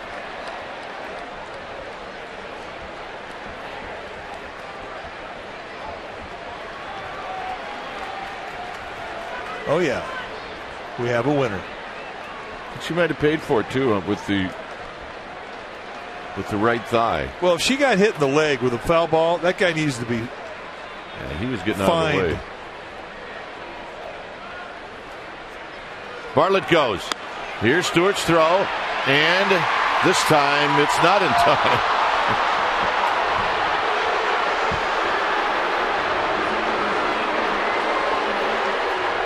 Just a little bit to the left of second base. Otherwise, they might have had Bartlett. That's the 3rd steal of the game. He was safe. Absolutely was. Tim Timmons, second base umpire, making the call.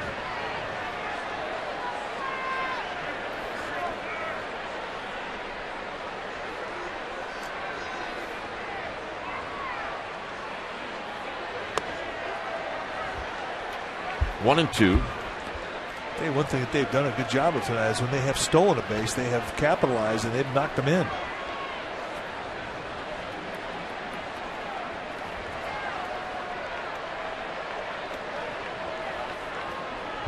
Two balls and 1 strike. Now it's 3 and 1 with Ludwig to follow. Now, the scoreboard here at the stadium says 2-2, but I think it is 3-1 count.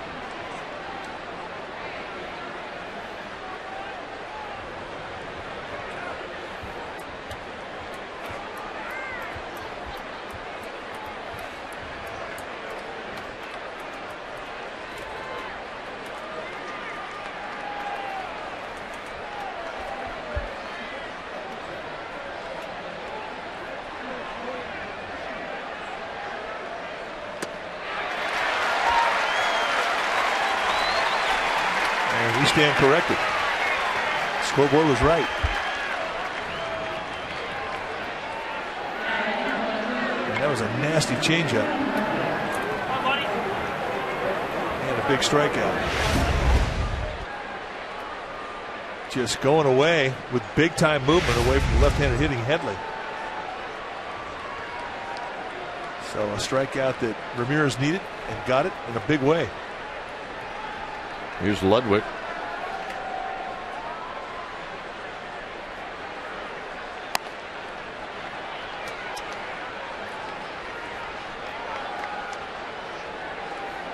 Ludwig picked up a couple of RBIs in the first inning.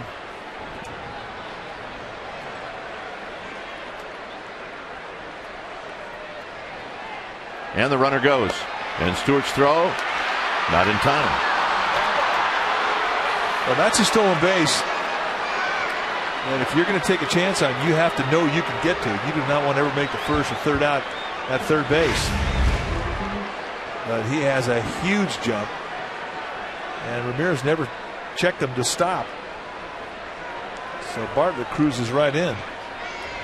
So he gets his 17th and 18th steal of the year in this inning. When you're in scoring position with 2 outs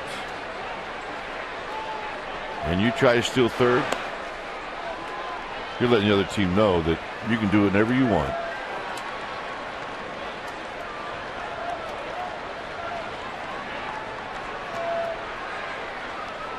And the Giants need to stop it. Well, they need to do a better job of making that runner stop before he goes, and he never looks at him. Well, we've seen Lincecum do that a lot.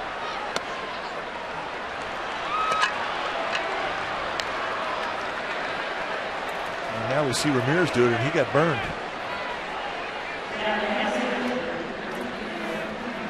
Here's Maven.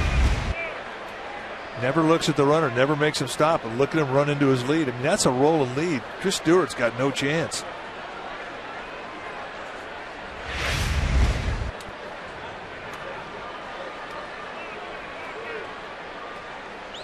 And Maben has been having a great series. Even his ground outs have been hit hard.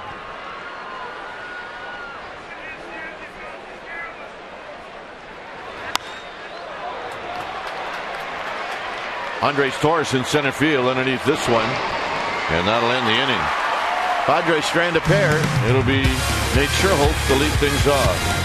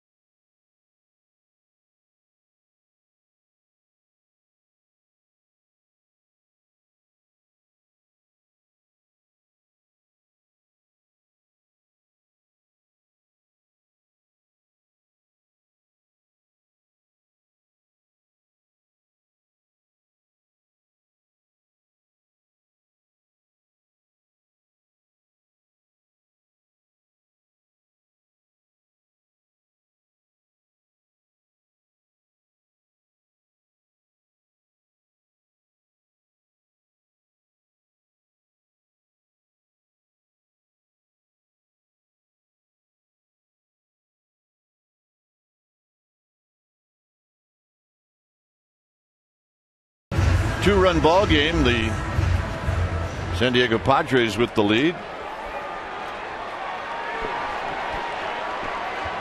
Nate Sher Holz will lead things off.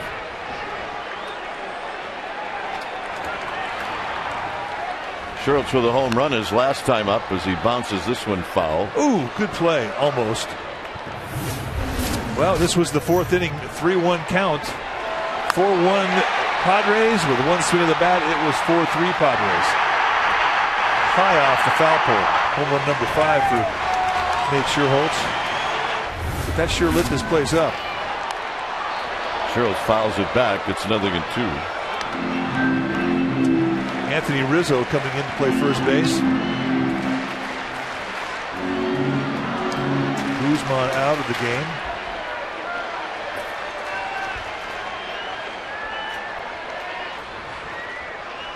Very high to Sher Holz. Yeah, I'm going to say that was a pretty easy take there, partner. 1-2.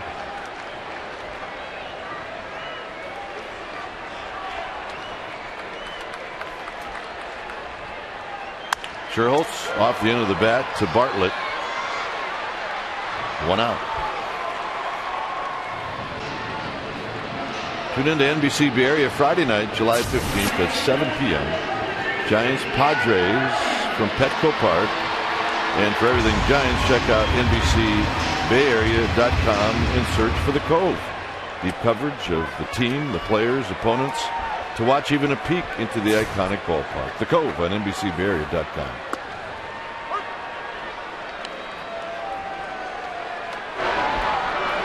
Here's Rowan. Luke Gregerson starting to get up for the Padres.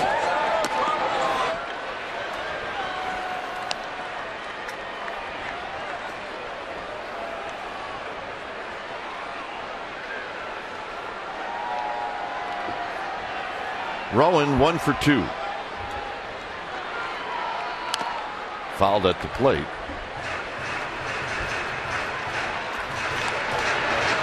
There you see Gregerson. He was just activated off the disabled list yesterday.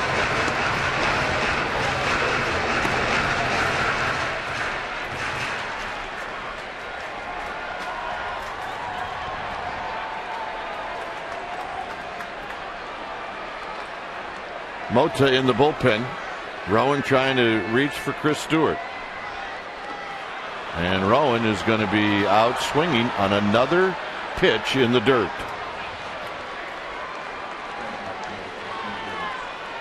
Nine strikeouts. This has got to be really frustrating for Bruce Bochy.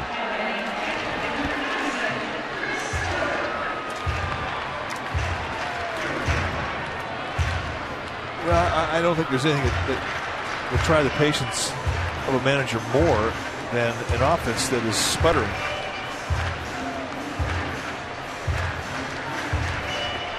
Every day you try to mix and match that lineup to try and take advantage of your opposing pitcher.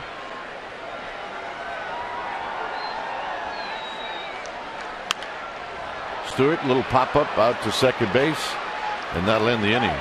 Maybe Mosley's best inning.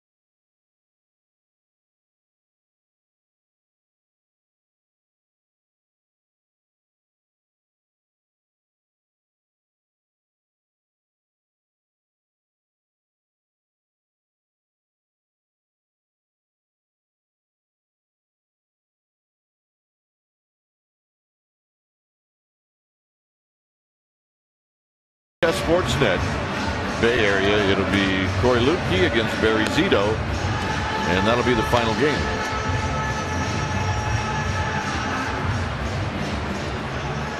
When it's time for a change, think Speedy Oil Change and Tune-Up, your oil change tune-up and smog experts.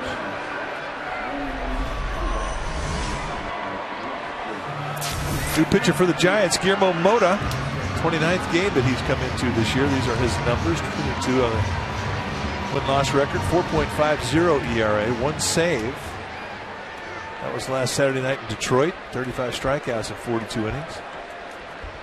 Good solid first half for the veteran. It was fire department night tonight. Firefighter night here at the ballpark. Here's Anthony Rizzo, who came in for defense, and he just happens to lead things off. Young player out of this Padre organization. And a nice catch by a fan in that front row. That's a player right there. He made that easy. Had him played perfectly. Oh, yeah. Nice pick.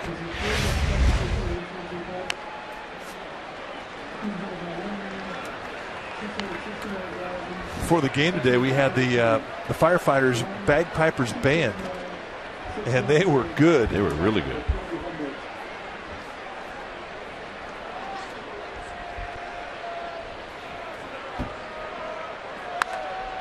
Out of play, third base side.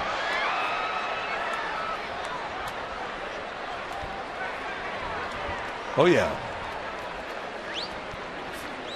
Gentleman here won the foul ball lottery. The firefighter brought his glove. Got a date. It's funny how it works that way. I think he thought maybe the kiss cam was still going on. Or maybe he was hoping. You know, he goes through life posing for the kiss cam. Oh yeah, good couple.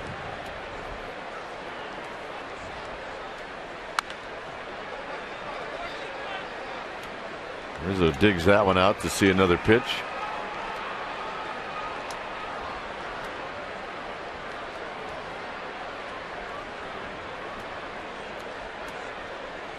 Oh yeah. Oh, the old left-hander brought his glove. Couldn't possibly have more fun with that guy getting dressed before he came to the game, as Rizzo's going to strike out.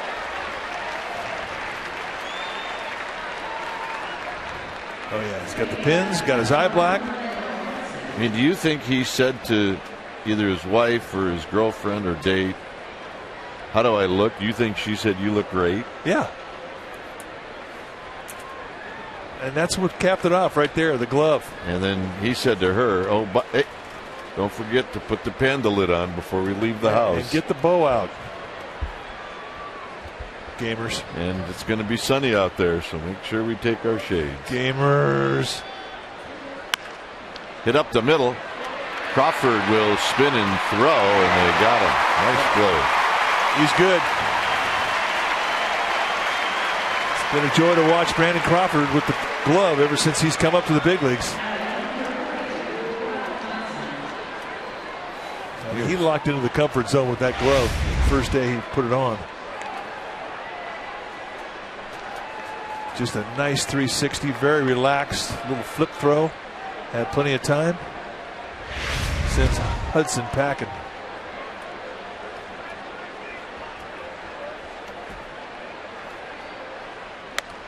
Here's Rob Johnson, who takes down low. Johnson was easy pickings for Bumgarner his first 2 times up, and then in the 6th, a 2-out base hit to knock in Orlando Hudson.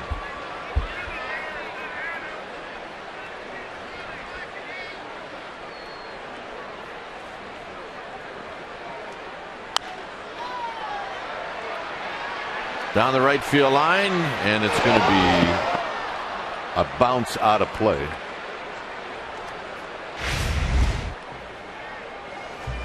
California professional firefighters pipes and drums band we were talking about.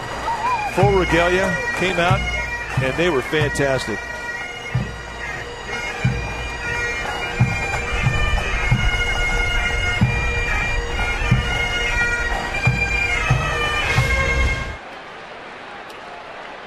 Got me fired up.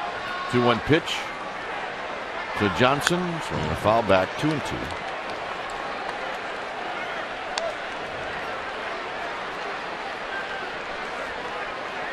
Yeah, we got to cheer her up. She's a little forlorn. Need a few more runs on the board. But the attitude, pure. Very good. The attitude, part of the 41,916 as Johnson strikes out swinging. Bottom of the 8th coming up. 5-3 Padres.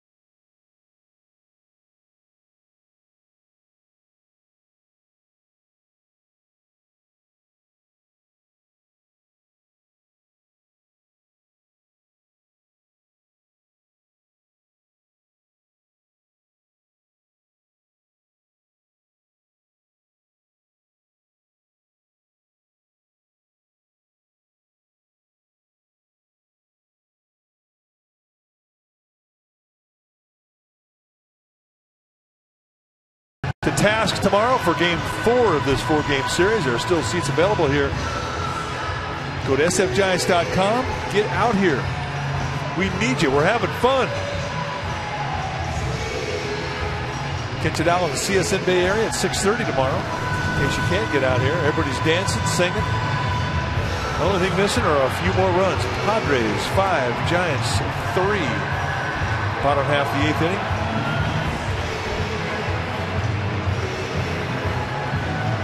Bill Hall is going to hit.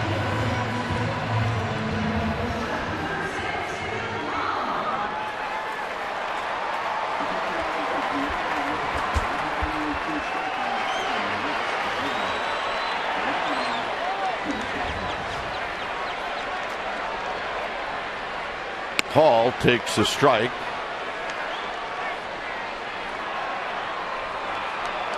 Hall is hitting .214.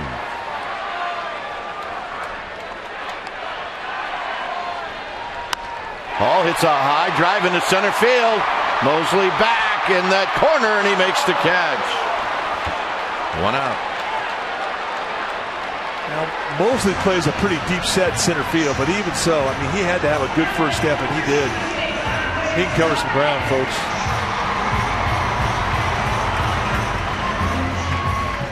Good at bat for Bill Hall, and all he gets is an offer.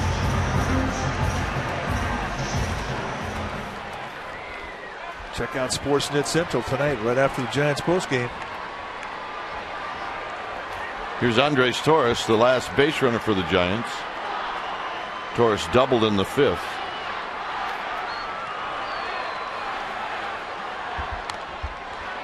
The longest that Dustin Mosley has gone in a game is 7 1/3. He did that last year in August against the Toronto Blue Jays. 7 1/3. One more out, and he sets a new personal high.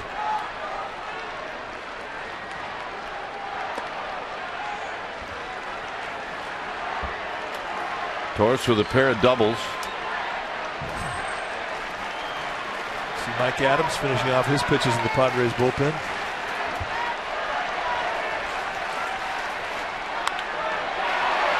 Past Hudson and a base hit. He's got 3 hits tonight.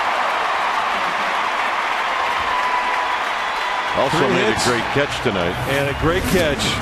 And let's watch that catch. 6th inning. Off the bat of Guzman. And he goes back high over his head to flag it down. And I'm not sure if he actually watched it into his glove or not. But that was a remarkable play. And Madison Bumgarner was digging it.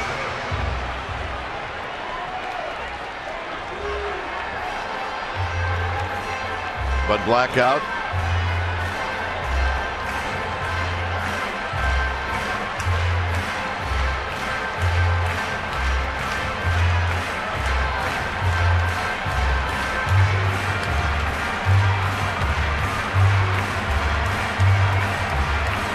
And that's it. Bud Black goes to the bullpen. When it's time for a change, think Speedy. Oil change and tune-up. Your oil change, tune-up, and smog experts. We'll be back.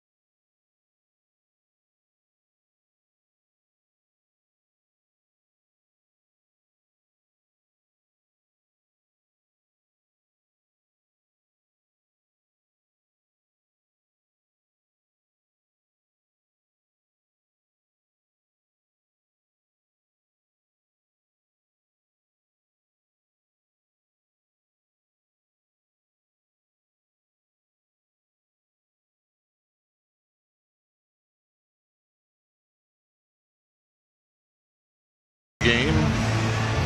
Mosley's gone. This will be the 3rd game in a row for Adams. He's had unbelievable numbers.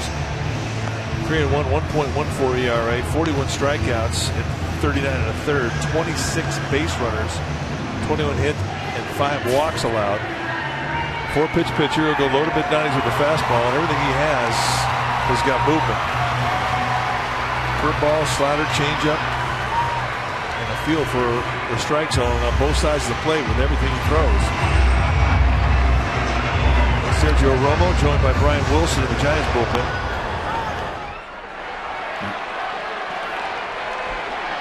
Crawford has bounced out twice and he's struck out.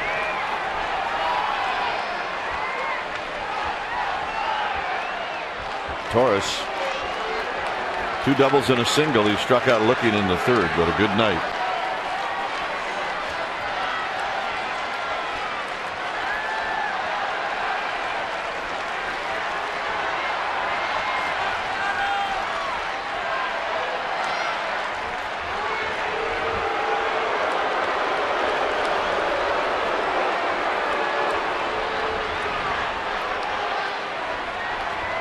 Cody Ross chalking up.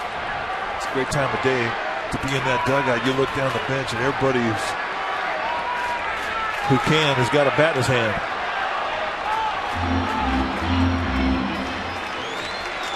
Timeout called by Andres Torres.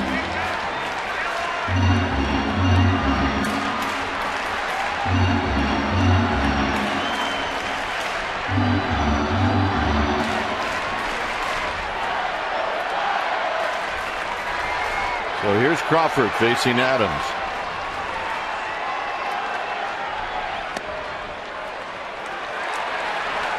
One ball and no strikes.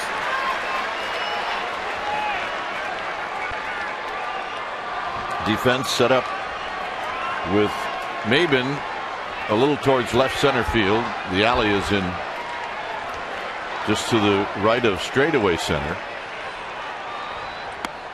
There's a strike, and it's 1 ball and 1 strike. A little cutter right there at the belt inside corner.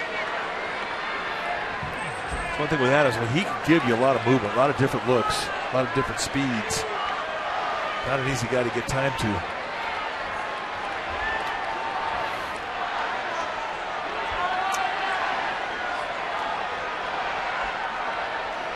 Torres back.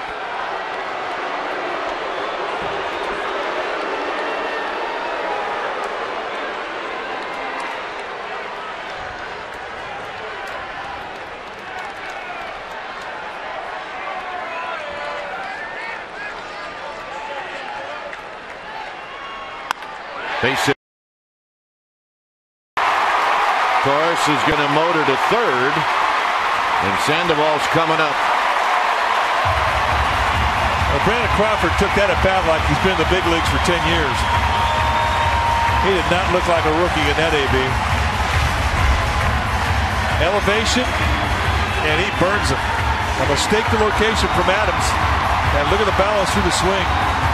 Lets it get deep. It just spins it right into right field.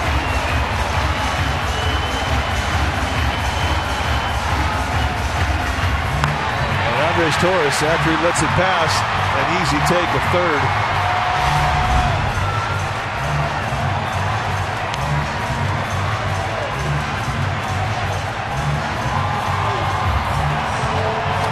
So here's Sandoval.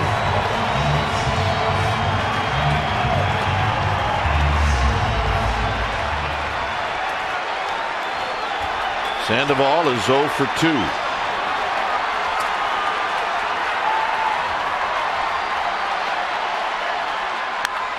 High and deep into right center field. This is hit a ton. It is up against the wall. Here comes Crawford. This game is tied.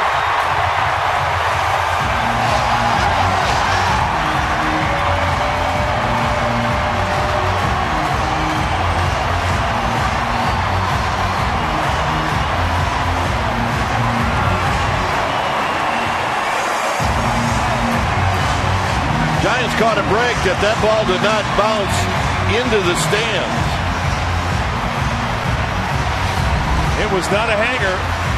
It was down around his knees. They set up in the outside corner. It did go across the inside part of the plate, and the Panda hit it, and he starts to walk off thinking it's out of here. But here's the break. It short hops the wall and stays in the yard, and that allowed Crawford to score from first. And that's a fired-up Panda, and that's a 17-game hitting streak. And here's Huff. Huff takes low and in. 1 ball and no strikes.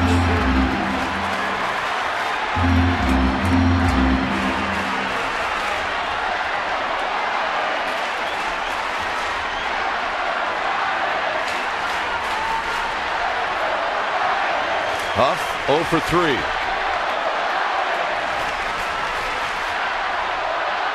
Huff breaks his bat. This is hit to Rizzo. Sandoval will go to third, and Tejada's coming up with 2 outs.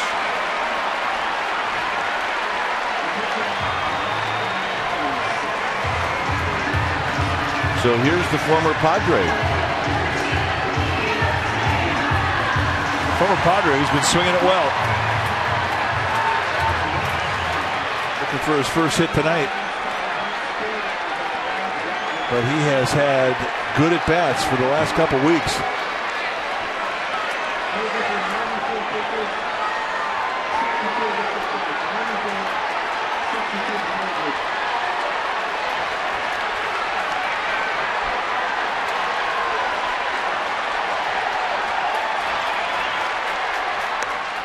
First pitch strike, and it's 0-1.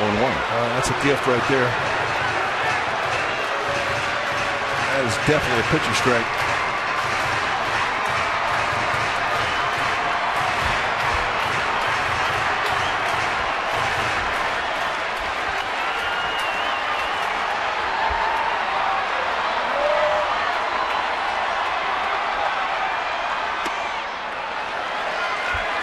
Second time this inning that Adams has completely missed the target. They set up a way, that thing went down and in. Does not have his normal command. Saw him set up a way to Pablo Sandoval. They missed in, and he paid the price for it. The Panda burned him.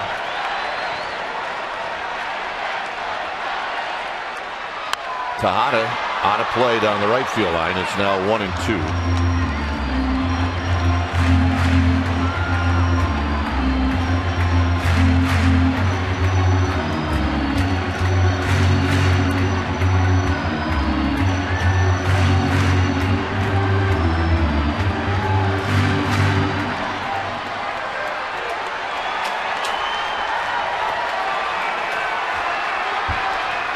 Adams to Tejada.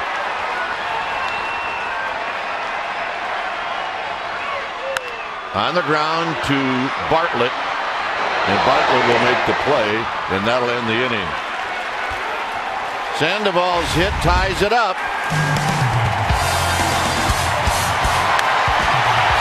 Thought he had it, but it's 5-5.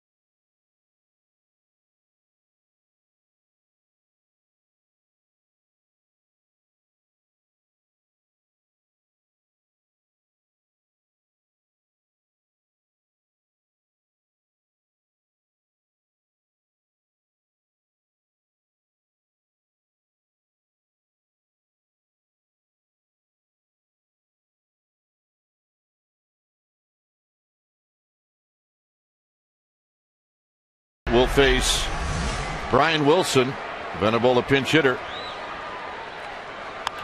Hit out to right center field. Sher Holz way out there will put it away.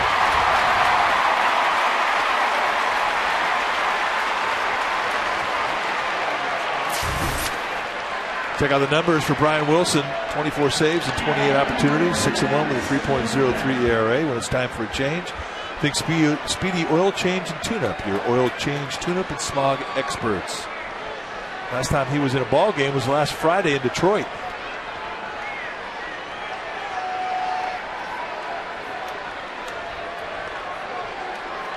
Denorfia is 1 for 4. Sandoval is in at third, and there's a fastball for a strike. Hall stays in the game. He's at second.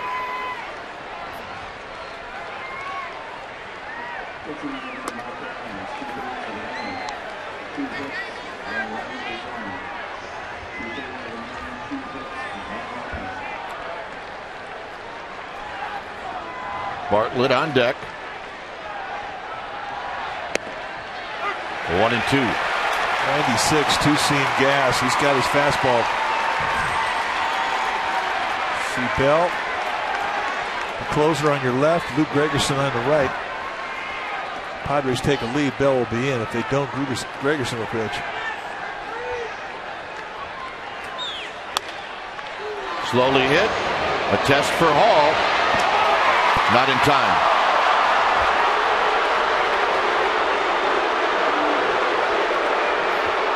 B.J. Rayburn, the umpire at first base, making the call. Once it got past Wilson, it was going to be a tough play for Bill Hall. And the play was called correctly. Rayburn got it right. So here's Bartlett. That's it. He really got over Wilson's head. Trouble.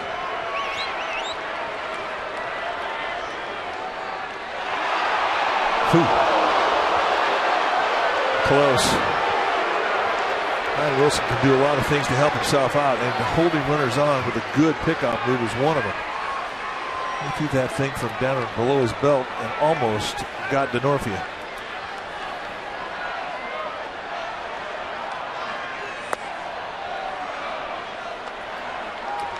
Bartlett 1 for 3.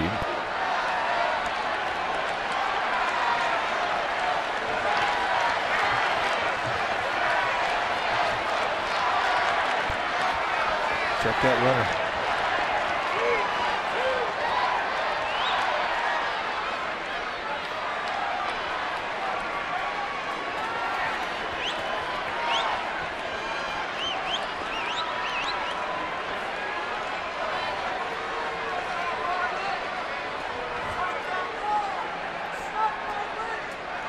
Denorfia goes, swinging a bouncing ball into right field, a base hit.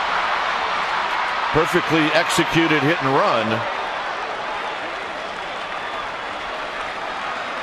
And now the Padres in business, first and third, with one out. Now they continue to play little ball beautifully. And they've needed to get a runner over, they've executed. When they've needed to get a bunt down, they've executed. And here they execute a hit and run beautifully. And they set up a first and third one out scenario. Now it becomes a strikeout situation for Brian Wilson. Here's Headley.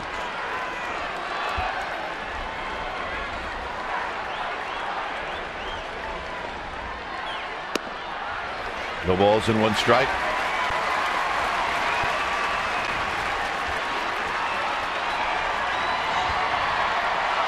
Headley, a switch hitter, hitting better from the right side than the left side, hitting 270 from the right side, 284 from the left side.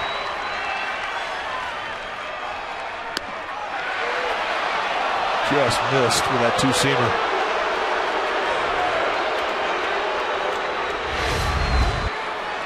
See the movement really fall off. That's a good pitch. If he hits it, it's on the ground.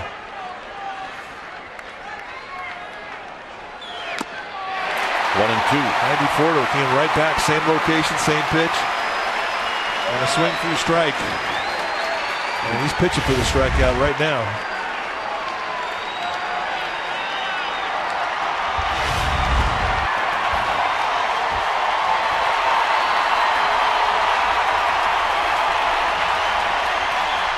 Got him.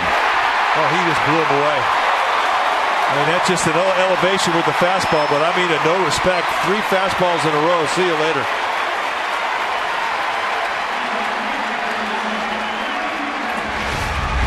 This is country hardball right here. Just reach back and blow. 94 to with that two-seam grip, and that's impressive velocity with the two-seam grip. You usually get more velocity out of a four-seam grip. Great pitch. Here's Ludwig.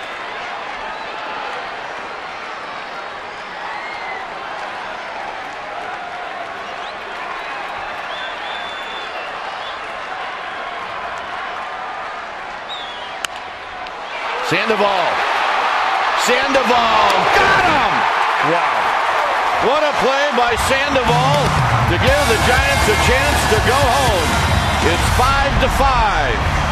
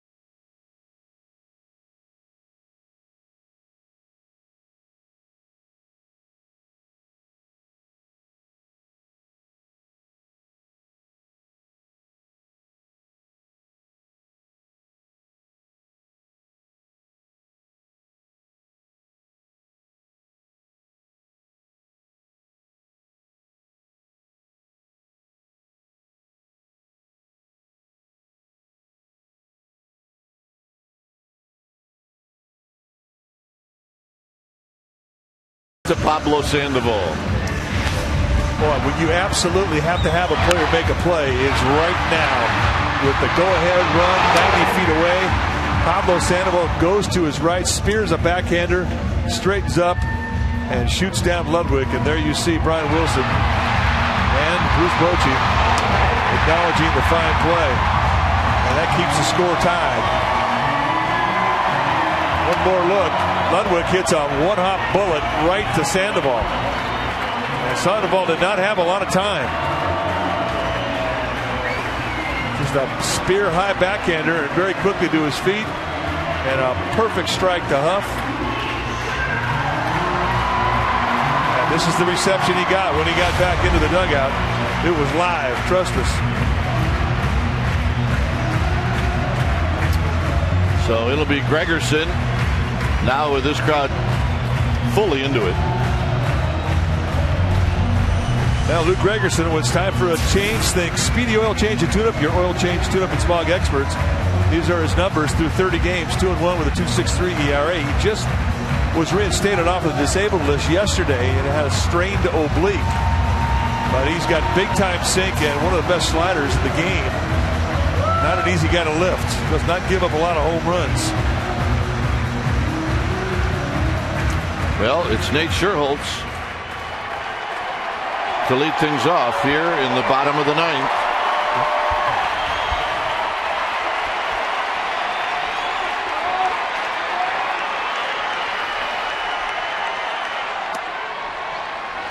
High with a breaking ball, 1 ball and no strike. Sher Holz hit a 2-run home run in the 4th. Denorfia is now in left field. Venable is in right field. Ludwig is out of the game, and it's 2-0 to Nate Sher Holz. You're going to see a lot of sliders from Gregerson, too. And right now, he's not even close with the release of that pitch. There you see the night for Sher Holz, 1 for 3 with a 2-run shot back in the 4th inning. This is the reception that Panda got when he got back to the dugout we talked about. Sher Holz will look for a pitch to hit here. It's 2-0. 3-0.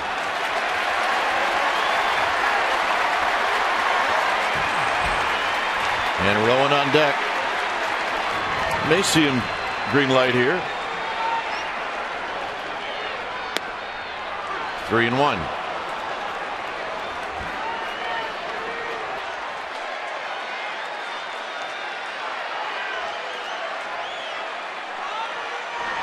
Three balls and 1 strike.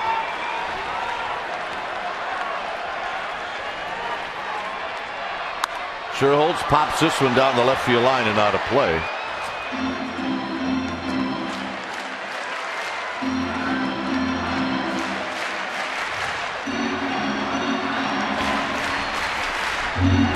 Sher Holz 1 for 4 lifetime.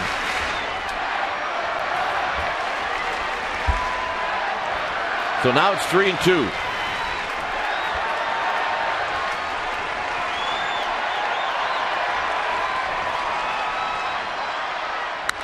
On the ground up the middle. Hudson on the backhand. Hudson throws and they got him. Nice play, 1 out. Oh, indeed. We're seeing some defense tonight by both teams. The Gold Glover, Orlando Hudson, tells you why he's got some gold on his shelf. Tough play, tough angle, and he still gets enough on the throw to get Sher Holz, who gets down that line well.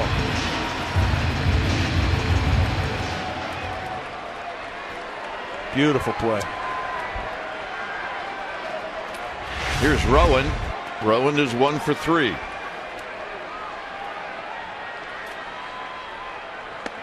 Swing and a miss. Good balance in that swing. 1 for 4 lifetime Rowan against Gregerson with 3 strikeouts.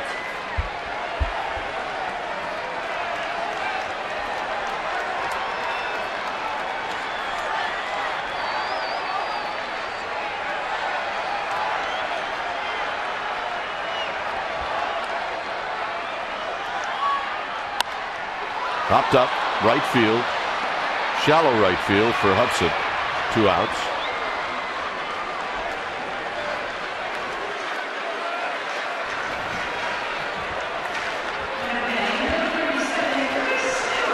here's Stewart.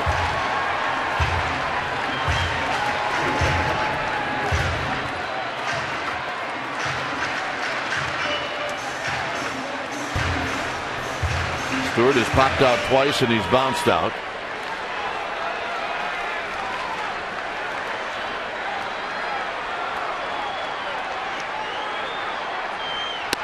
And he takes one right on the inside corner for a strike.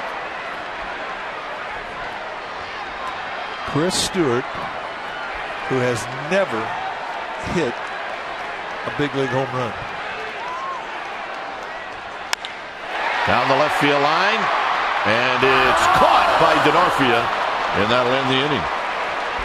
10th inning, it's 5-5.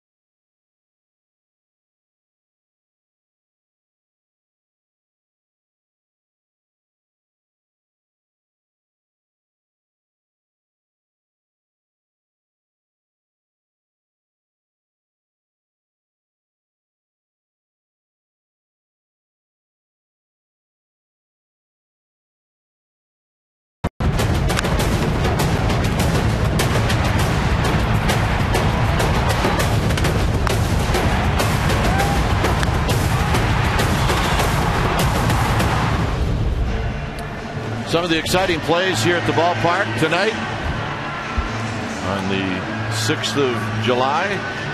And it's a 5-5 ball game. It's extra innings. Wilson stays in the game, and he'll be facing Cameron Maybin.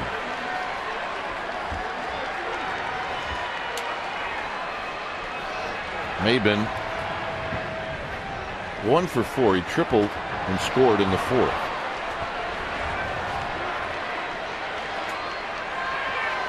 And he takes a strike, and it's 0-1. Front door cutter.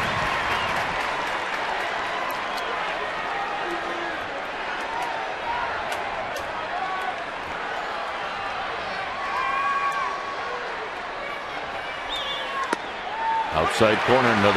That's a nasty two-pitch sequence right there. I mean, you cut him in at 88 inside corner, then you go back door with 94-mile-an-hour two-seam paint. That's a rough assignment. Can't swing at those.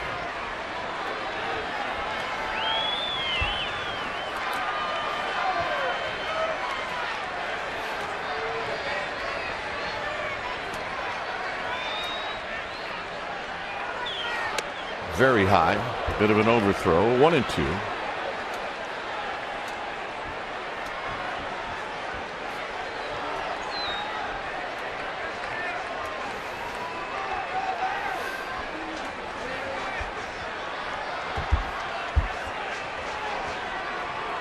Look out. It's 2-2. Trying to go front door with that cutter again. Set up an inside corner, just a little bit inside. Maybin's had a good series with the bat. See you later. He knew it.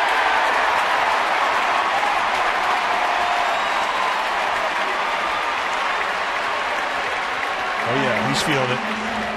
Bring up Rizzo.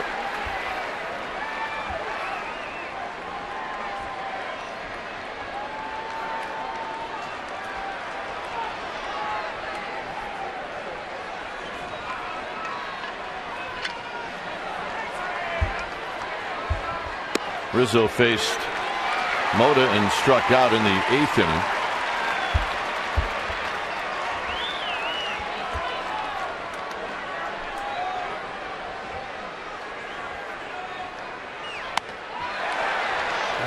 Brian Wilson's got some electricity going tonight with his stuff. Amazing what a few days rest will do to an arm in the middle of the season. Yeah. He pitched a lot of games in a row, and it's kind of the way it's been for Wilson this year. As you said, the last time he pitched was last Friday in Detroit.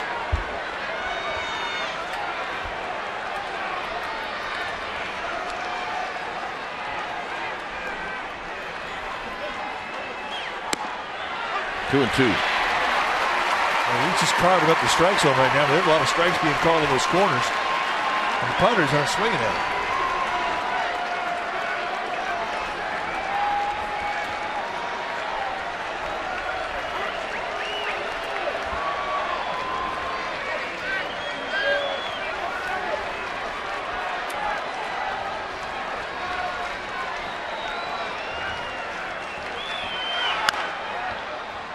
Huff in foul territory. It remains 2 balls and 2 strikes.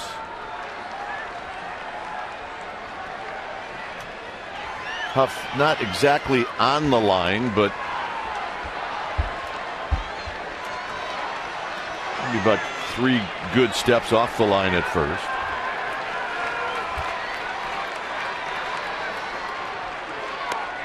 And now full count.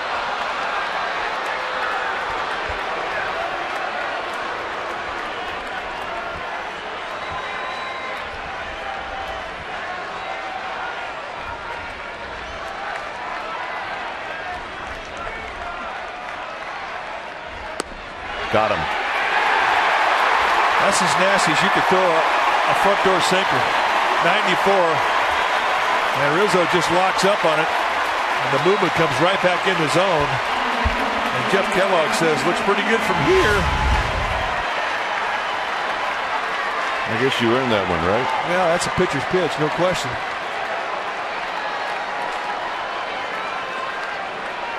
Here's Hudson.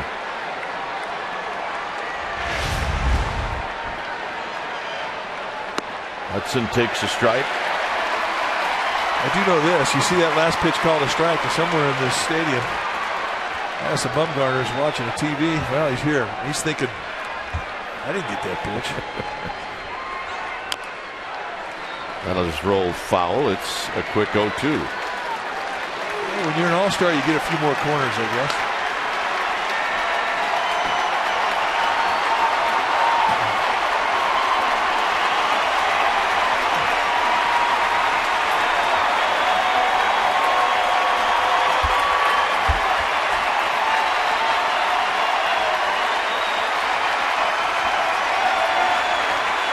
To Hudson.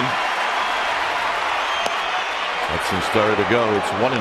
That's a tough one to lay off too at that velocity. Is that one above your letters? I mean, you see it so big. In a protect mode, go chase. Nice take by Hudson.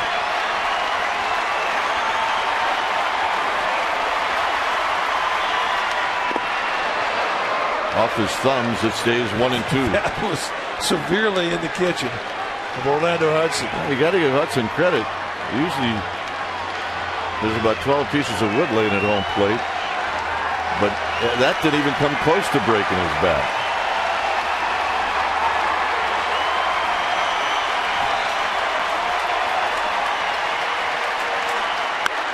Hit foul.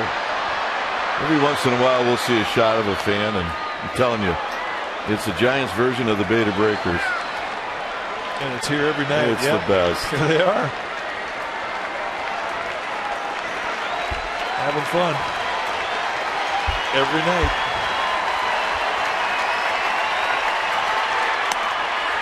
We almost like to tell our audience outside the Bay Area that these people are normal.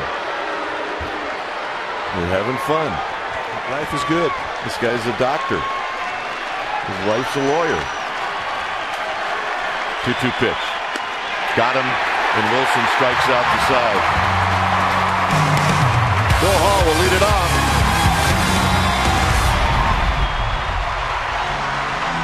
2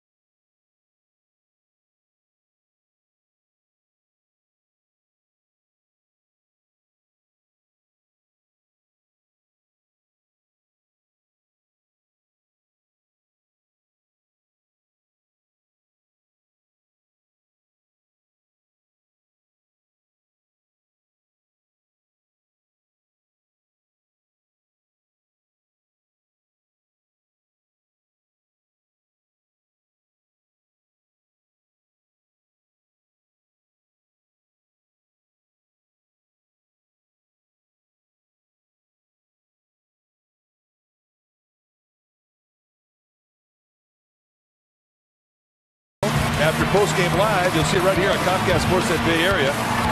Join Damon Andrews and Dave Benz, and they will give you reaction from the Giants clubhouse following this game. And they'll talk about the U.S. women's soccer game today against Sweden. And they'll also highlight the A's Mariners. You'll see that tonight right after the post-game live right here on Comcast Sportsnet Bay Area. Hyundai Sportsnet Central. Check it out. 41,916 in a frenzy right now. Is Bill Hall's going to lead things off. It'll be Hall, Torres, Crawford, and then Sandoval. This is the spot in the lineup in the 8th inning where the Giants tied the game up.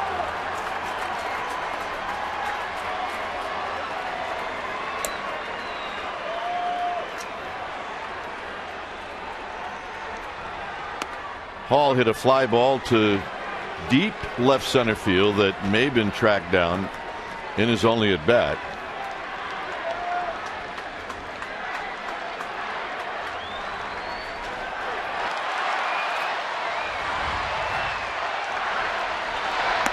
Low and away, one strike.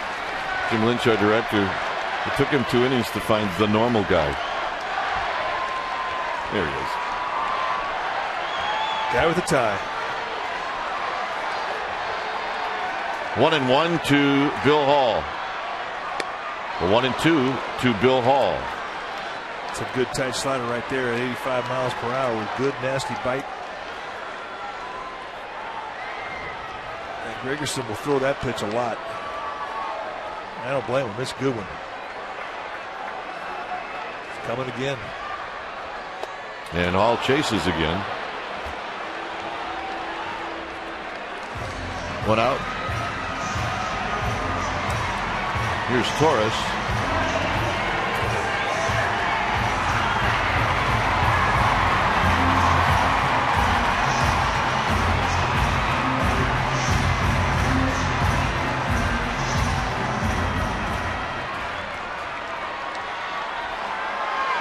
Big night for Andres Torres. He's 3 for 4.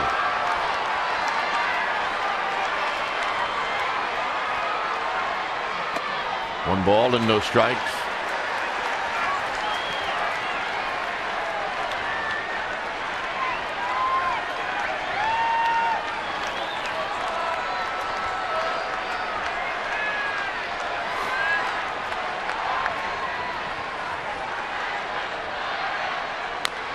Fouled at the plate to even the count.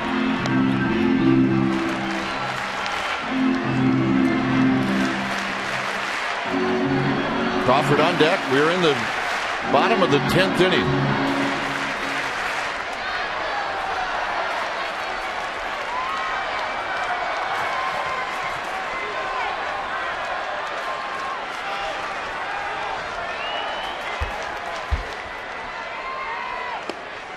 Two balls and one strike to Andres Torres.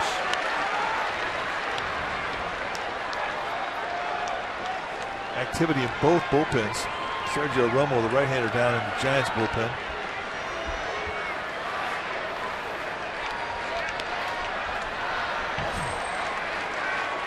Josh Spence, the left-hander, the only left-hander in the Padres bullpen. He's getting greased up. 3-1. Torres will either try to knock one out here or take a walk.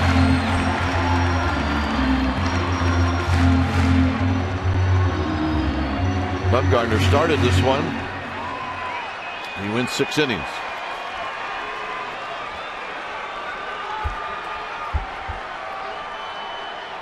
Johnson set up away. And it's fouled at the plate. 3-2. It's tough to try to pull that pitch.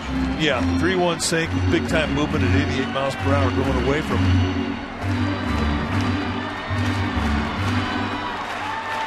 So that was your one pitch to get greedy. You see the side arm submarine and Dr. Funk of Neshek, right-hander, getting greased up.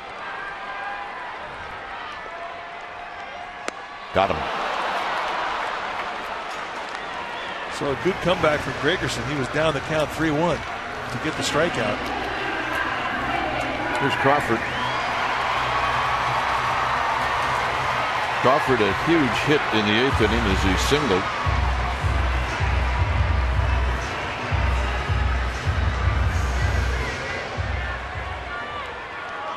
He'll try to reach for Sandoval.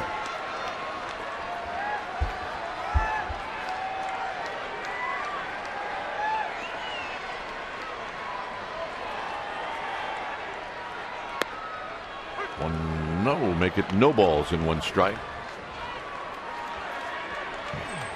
There's the Panda.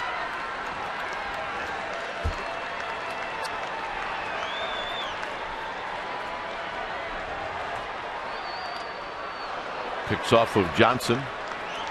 Looked like Johnson wanted part of that one. Romo will be the new Giants pitcher.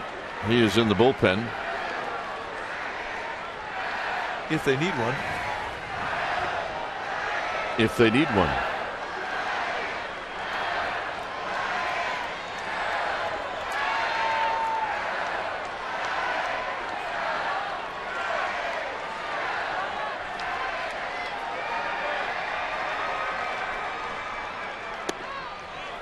Two balls and a strike.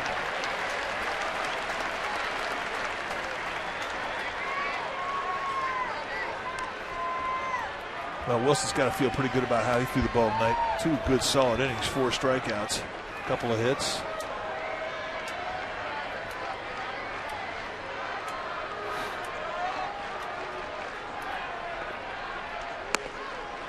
Good pitch on the outside corner. It's 2-2.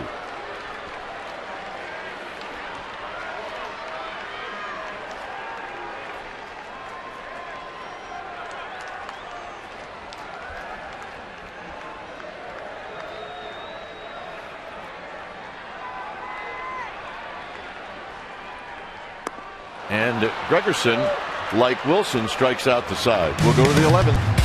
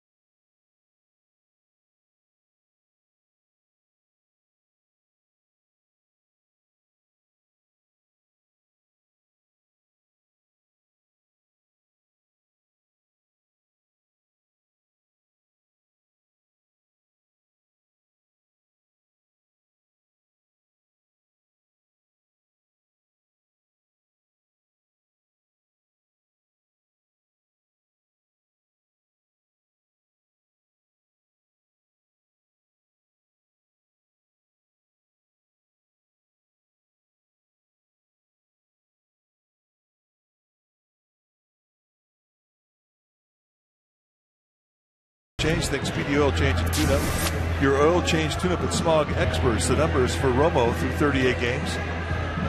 3-1 with a 2.36 ERA. 38 strikeouts in 26 2/3. Just 23 base runners. He has been fantastic. And Bruce Bochy told him that he deserved to be an all-star. And he apologized that he couldn't take him.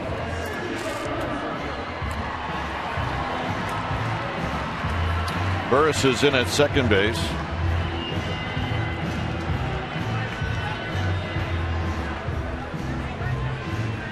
Kyle Phillips is going to pinch hit.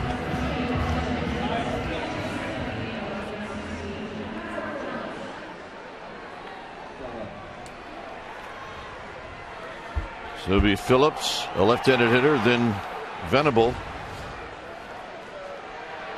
and then Denorfia.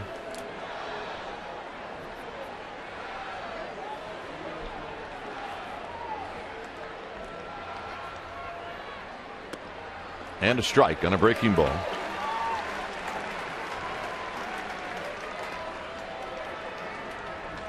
Pitching line for Brian Wilson, 2 innings, 2 hits,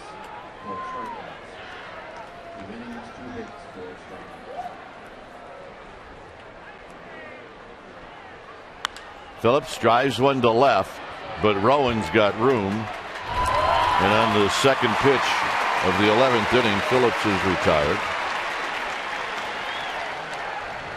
All right, let's check in with Amy G. All right, gentlemen. Well, last night we had a little bit of a scare with reliever Jeremy Affeldt. In the 9th inning, his calf grabbed on him, and he came off the field limping. Well, it kind of turned quickly into a joke with this team. Of course, Jeremy has a great sense of humor, and Bruce Bochy said today he is available, but he would like to stay away from him to give him a little bit of rest. But he kept watching the video of Jeremy's incident and spent 15 minutes laughing about it before he called Jeremy into his office to show him. And then the team actually printed out a still picture of it and put it in his locker. So made light of it. Hey, major yucks. You got to have them. You can't be around these guys as much as they're around each other without having a few yucks. Yeah, you better not be sensitive to that stuff. Yeah. They will find you. Huff. Near the line, 2 outs.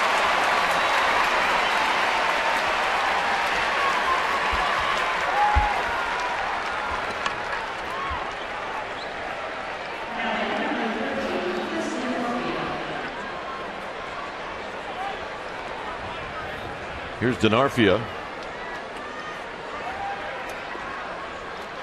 For the Giants, in their half of the 11th, it'll be Sandoval, Huff, and Tejada.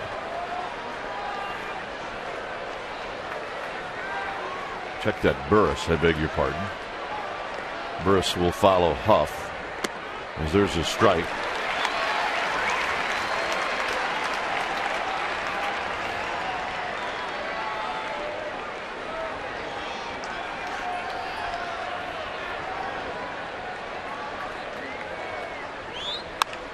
Off the end of the bat, and it's 0-2. Good location with that slider.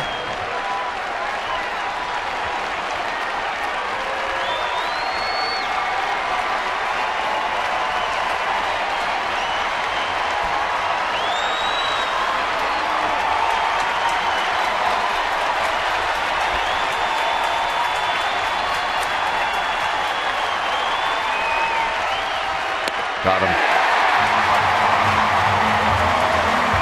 Panda's going to lead things off.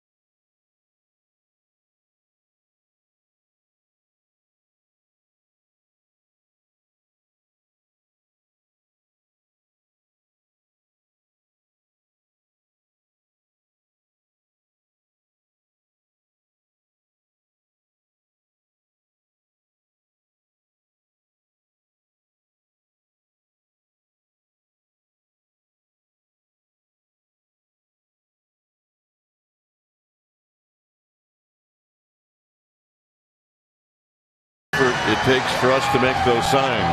We're both this guy the fan of the night. First Giants game ever. Psyched. Not leaving early. He wants it to go 21 innings. Yeah, that's.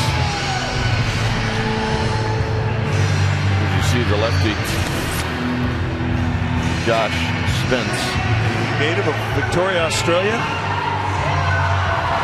He really came up out of there minor league system, putting up good numbers, and they said, why not bring him up? Now, he's not a guy that's going to really impress you with velocity. Spence only throws low 80s, but he throws everything at you.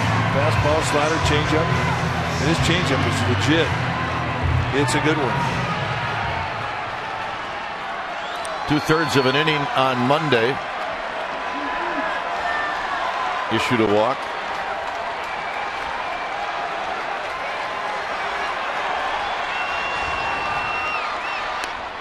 No balls and 1 strike.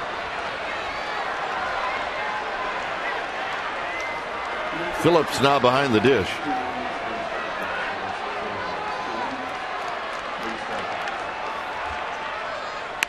On the ground, foul.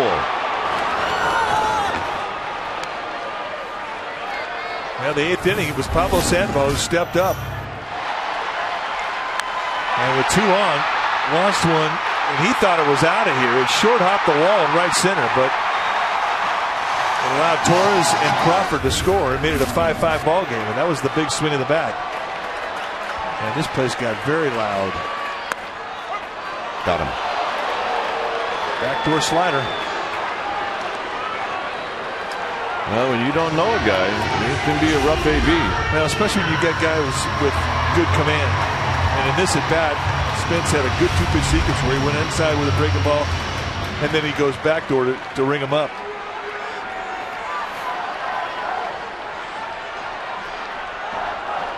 Here's Huff. So right now, Spence is a strike throwing machine with that slider.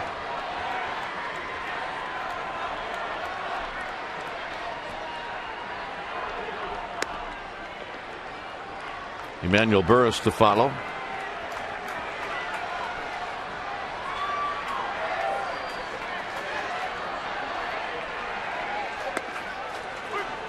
And Spence gets the call. It's 1-2. Oh, he's throwing darts. A lot of corner strikes. If he misses, it's off the plate. We haven't given Aubrey Huff a whole lot to hit. On the ground and a base hit for Aubrey Huff. Huff did not have a whole much left. His body got out there and he kept his hands back.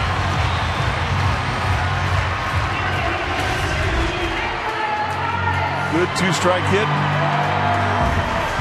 And that was the only pitch that Spence left out over the plate. And that's that keep the hands back swing you're talking about. And he finds a hole.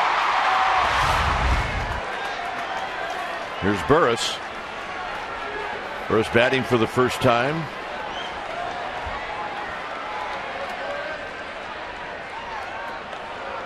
Now, if you're Aubrey Huff, this is a major league big time one-way lead. Yeah, every move that Spence makes, you're going back to first base. Only because he doesn't know him.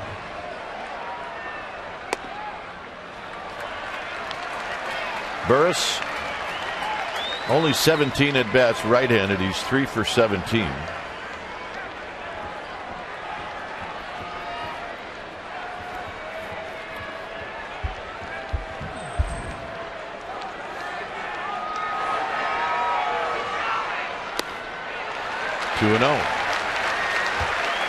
You'll see more fastballs and changeups from Spence to right-handed hitters.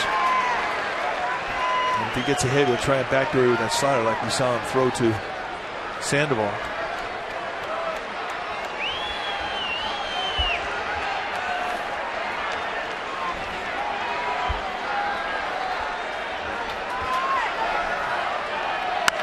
Double play ball.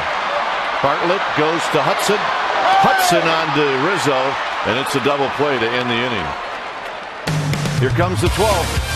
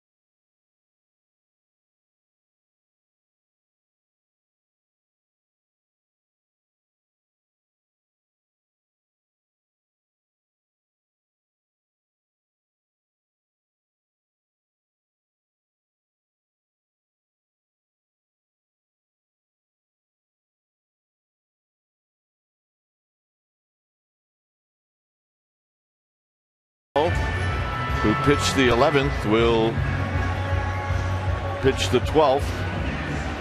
He'll face Bartlett, Headley, and Ludwig.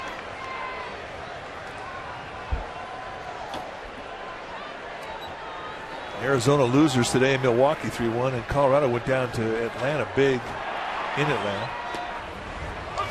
So for the Giants, it would be a good night to win, as the Mets also defeated the Dodgers, who are now 14 games under 500.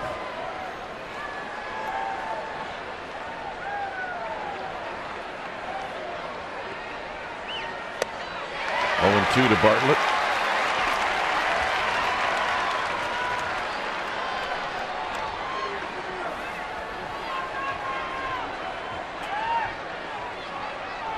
Bartlett 2 for 4 tonight. He swung the bat well. That's good use of an 0-2 count right there.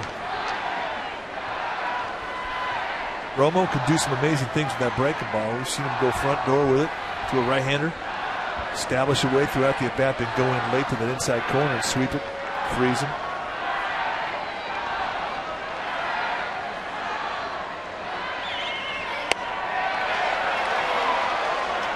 Two balls, 2 strikes on the take by Bartlett.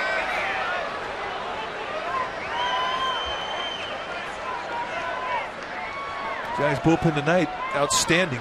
5 innings, 2 hits allowed, 8 strikeouts, a couple of walks. What's new?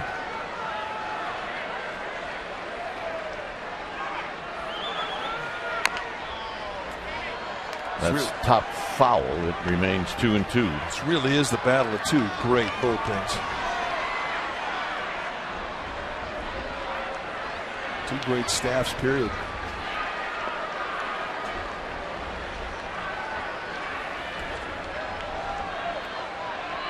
Giants ranked 3rd in the National League in pitching. The Padres ranked 4th. Right behind them. Bartlett just tipped it as it went by. It stays 2-2.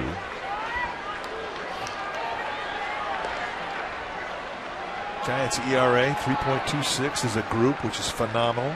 Padres 3.27 as a group, which is phenomenal.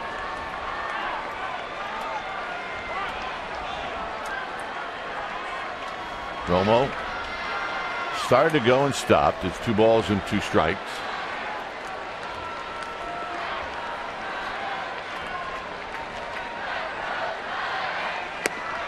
Got him.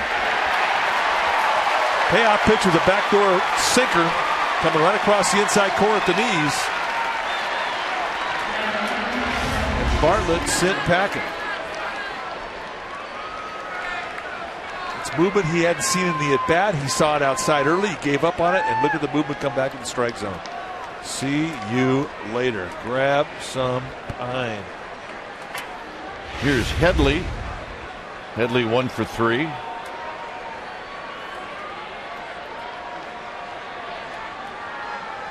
He bounces this one to Burris. Burris will juggle it and then throw him out.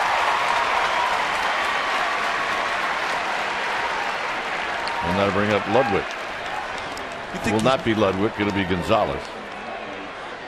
Is it possible for an infielder to be more comfortable with balls left or right than right at him? No, it's for some infielders, absolutely, to feel the ground ball while you're moving.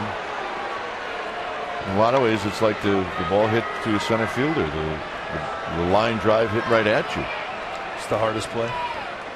But that's just for some infielders. Not everybody is like that. I do think Burris is much more comfortable when he's moving.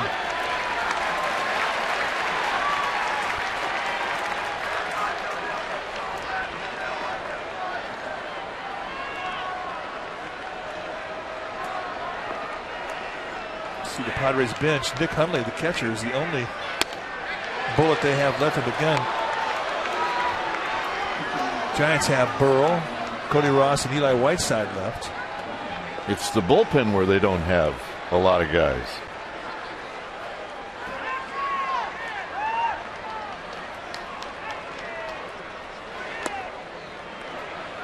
Two balls and 1 strike. There's 3 pitchers left for the Giants, and we don't know if Bruce Bochy would use Affeldt. Yeah, they can also use Barry Zito. Scheduled to pitch tomorrow. 2-2.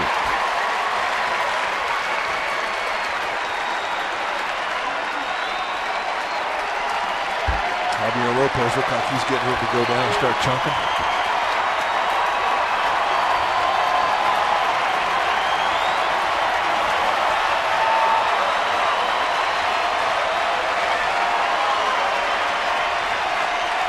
Got him. Giants are coming up. It'll be Nate Sher Holz.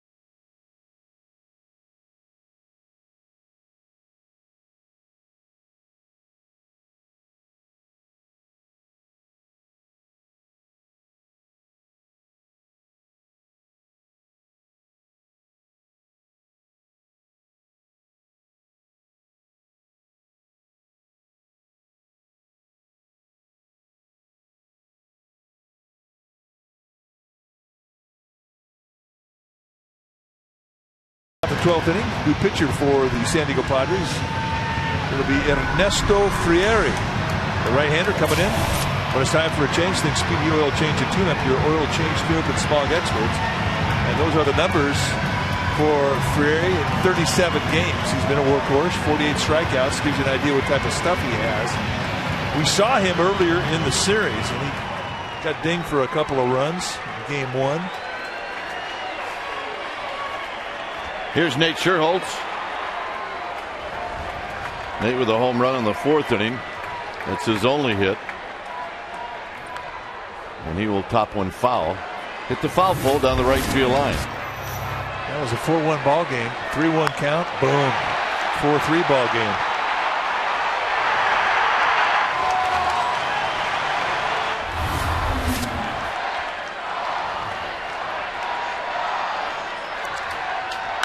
Sher Holz breaks his bat, right center field. And Venable slides to knock it down. Sher Holz has got a double. Couple of things there. Great hitting by Sher Holz, but a terrific play by Venable. And Venable really had to put the afterburners on to catch up to this thing to prevent it from going into Triples Alley. The ball hit the grass. It just skimmed. Not a bad pitch either from Frieri. Make sure it was just going down and getting it. And watch this ball scoot. And there's the play from Venable, cutting it off, and that saved the Padres 90 feet. And that's a big 90. So here's Rowan. What will Rowan do? Rowan swing and a miss. No balls and 1 strike.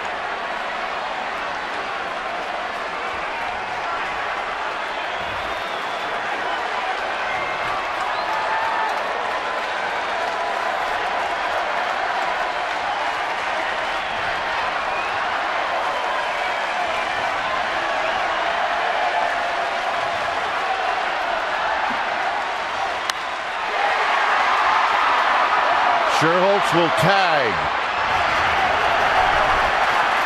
Rowan gets the job done. The winning run is at third with one out. Nice at bat.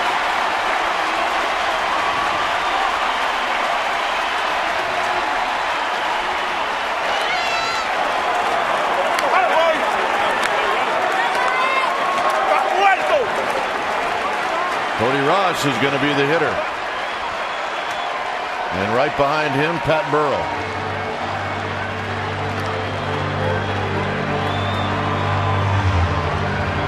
That was a nice at bat.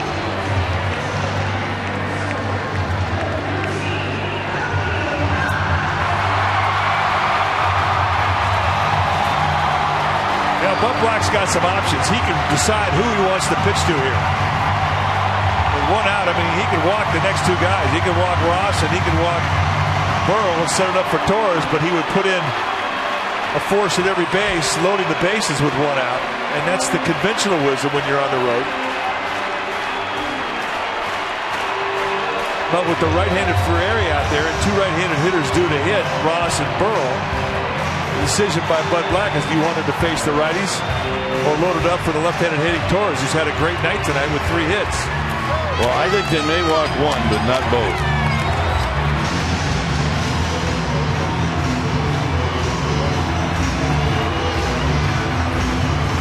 Bud Black's bringing in the outfield. Maybe they can see if they can get Ross to swing at something out of the strike zone. Pop up out of play, no balls and 1 strike.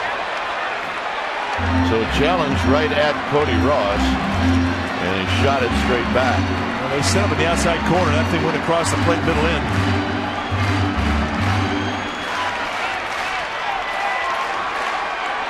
And now they're really bringing in the outfield. Ross has never faced Frieri before. No balls and 1 strike.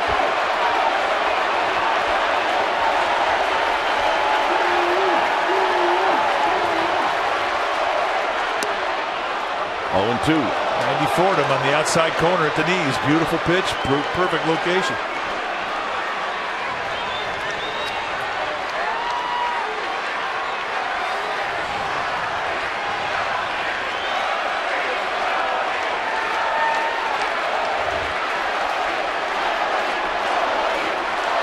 Here's the 0-2 pitch. Out of play down the right field line.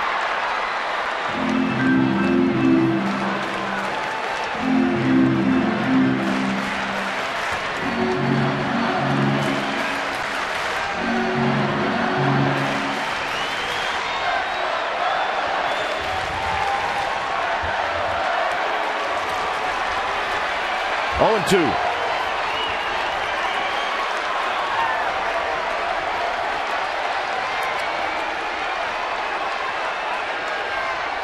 Got him. Got him to chase. High fastball out of the strike zone. Here's Burrell.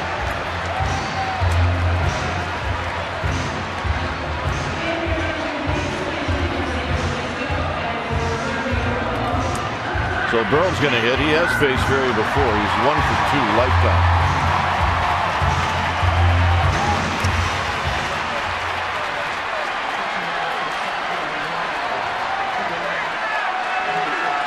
That relaxes the defense back to normal positioning with 2 outs.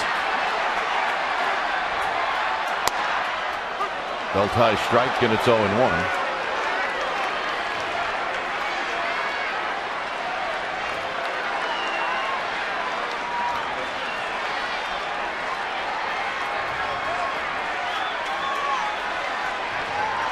Burrell 5 for 22 as a pinch hitter.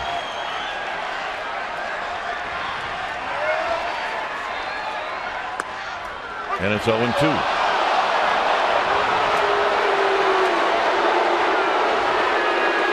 Now you know the zone's big. And now you got to protect. Get short. Set up outside. Get a strike.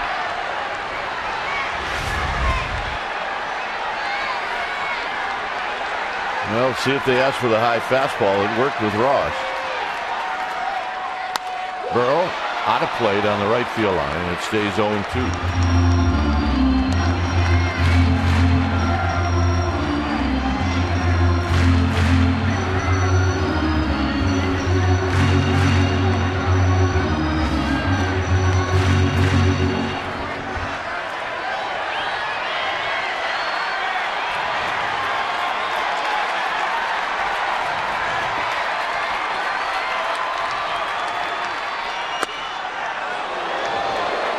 That's paralysis. And that is a perfect location with that pitch at 95. Especially when you know if you're Pat Burrow, it says, well, it's a wide zone.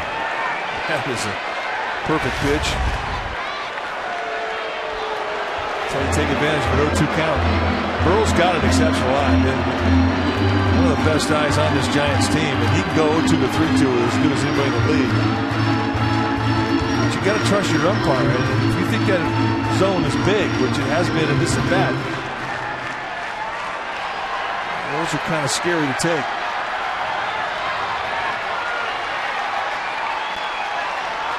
Here's the 1-2. Popped him up. And we will go to the 13th. After 12, 5-5.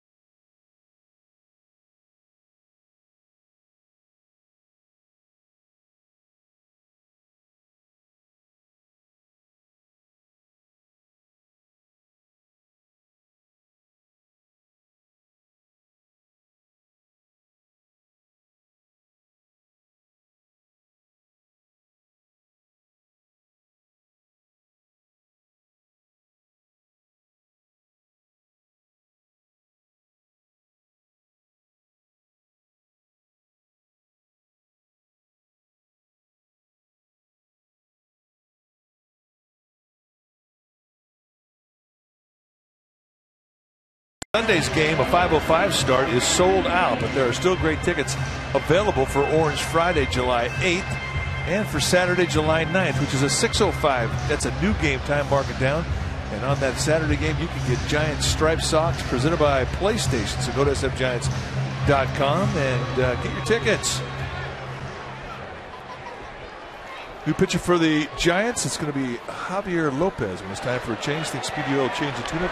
Your oil change, tune-up, and smog experts. Lopez to Maben.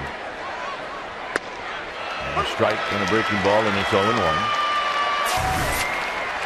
The numbers for Lopez, fantastic, as he has had an incredible first half. Consistent, solid.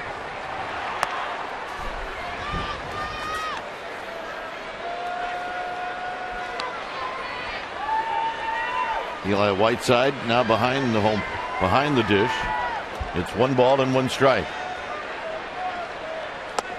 1-2.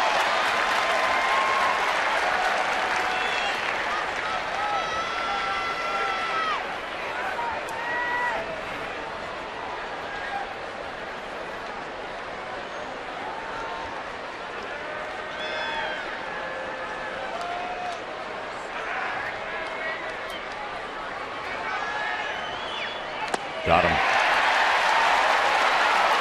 Big sweeping slider, a payoff pitch. And as soon as he swung through it, he looked back at Jeff Kellogg. So is that a strike? 17 strikeouts tonight for this Giants pitching staff. And they're running out of K's out there on the K wall in right field. Here's Rizzo.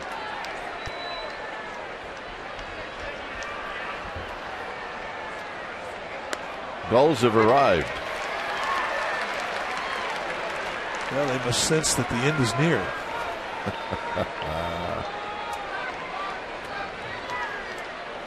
They do not like it when the folks in the bleachers are still there. Swing and a miss, 0-2.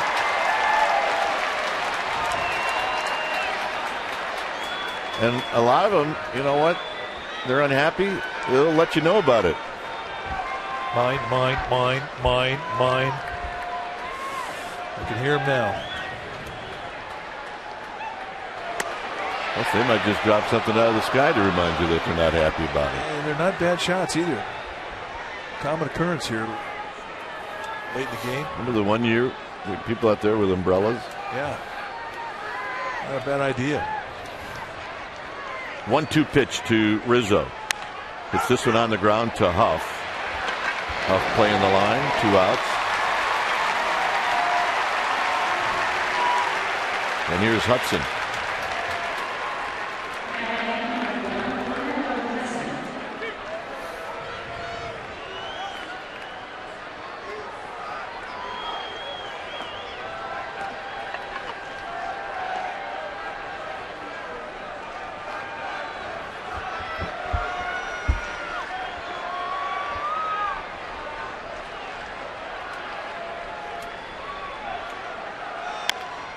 Rolled foul.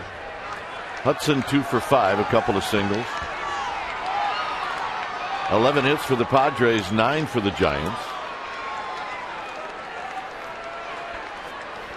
Is that Eddie? Eddie Montague here. Former umpire for many years, and a good one.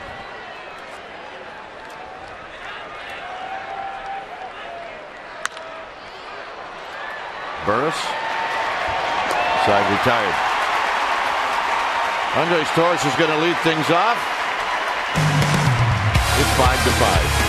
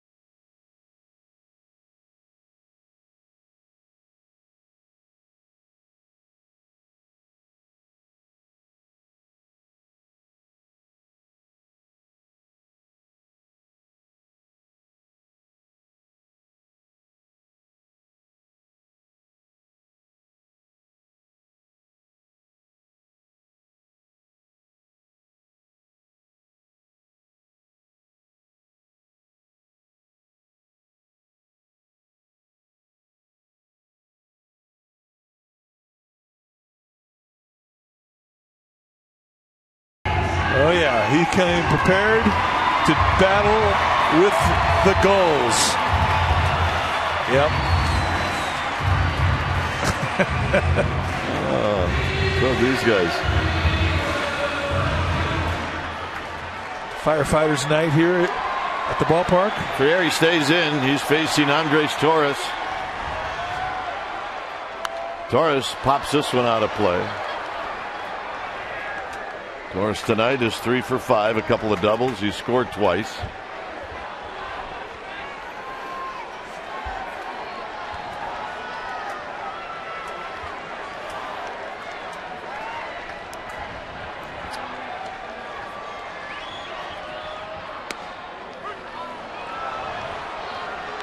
Right at the belt, and it's 0-2.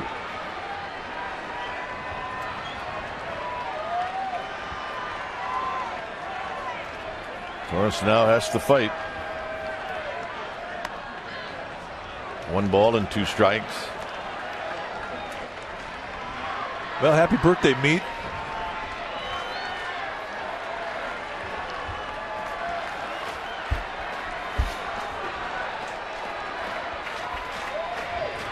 Torres trying to reach. It's 1-2. Got him. Good, healthy fastball by Frieri.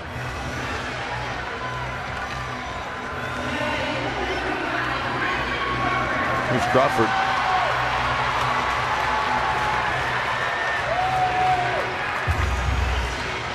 Crawford. 1 hit came in the 8th inning. Struck out a couple of times.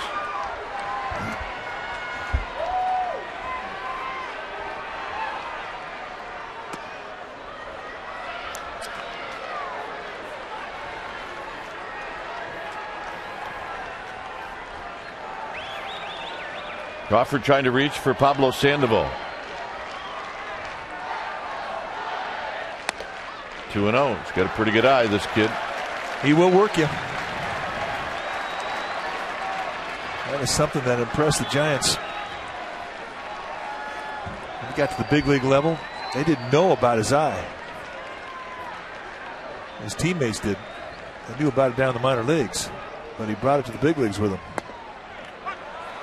And he gets the call. There he does. 2 balls and 1 strike.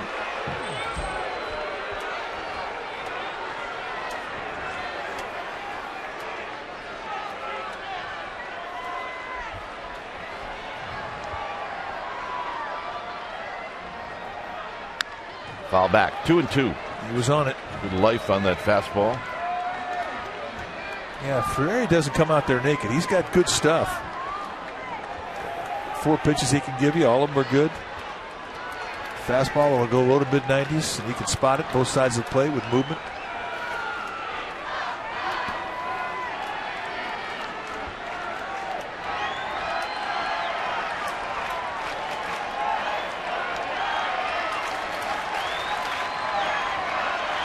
Here's the 2-2 pitch. Out of play. Good emergency hack there. Stay alive.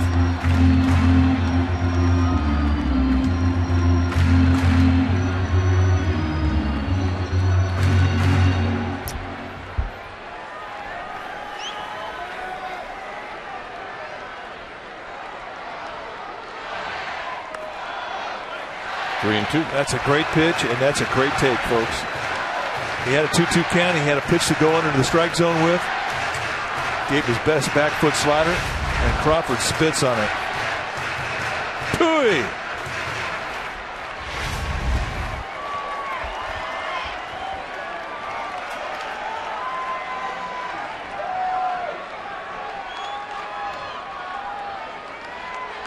Frieri steps off. It's 3 balls and 2 strikes.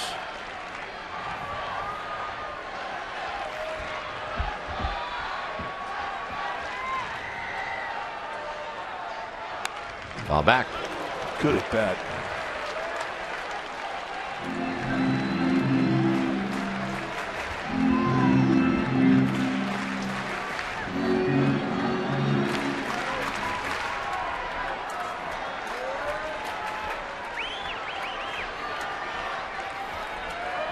And another 3-2 pitch to Crawford. Out of play. Another stay alive hack, fighting off some fuzz.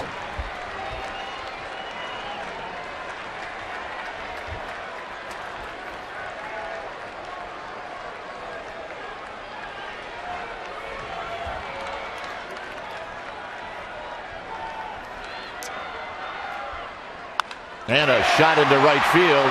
And Venable trapped it. He trapped it, and Crawford's aboard. How about that at bat, folks? 9-pitch AB. I mean, he fought off some nastiness to stay alive. And then there was the 2-2 take he spit on it here. He had to come in the strike zone on a 3-2, another breaking ball.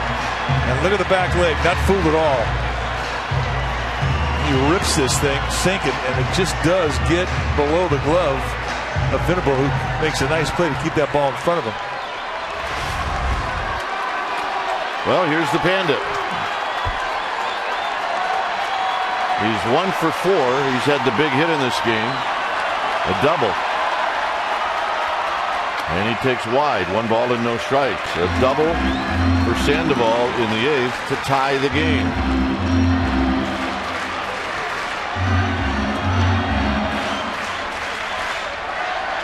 Prevent doubles defense. They were really backed up in the Padres outfield.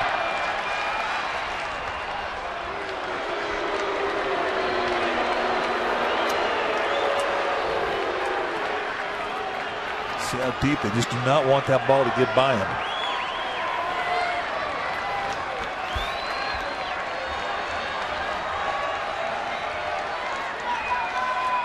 Sandoval up the middle. It hits off of the pitcher Fieri, and Sandoval's aboard.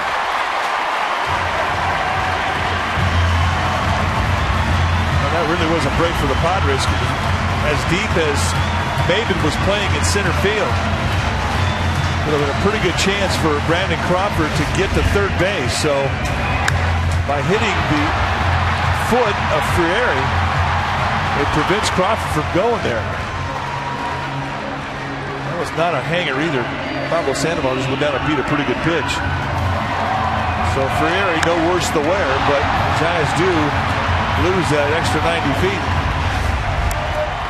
Here's Huff.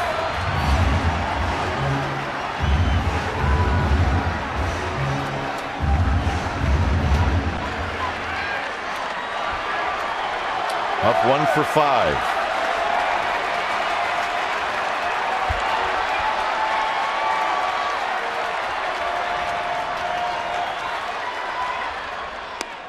No balls and 1 strike. Big curveball they come on the backside to steal strike 1 with.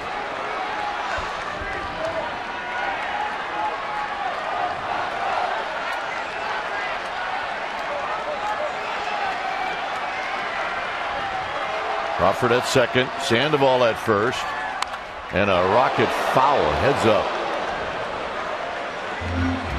We're good. Is he speaking for himself or for everybody on the block? That's the party pit.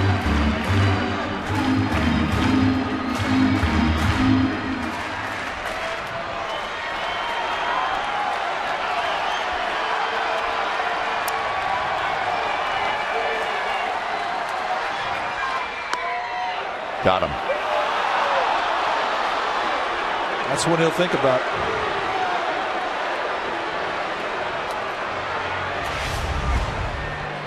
Oh, 2. He speared a run in the inside corner. 94 with front door movement.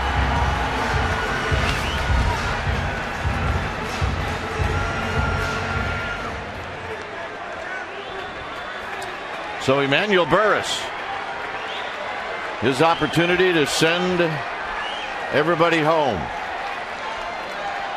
He bounced into a double play in the 11th.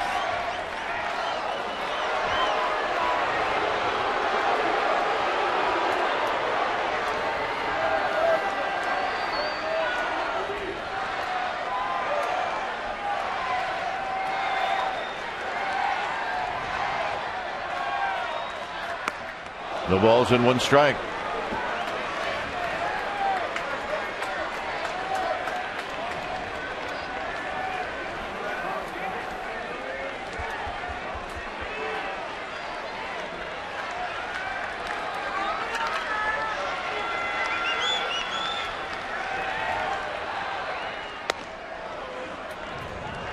Burris hitting at 226.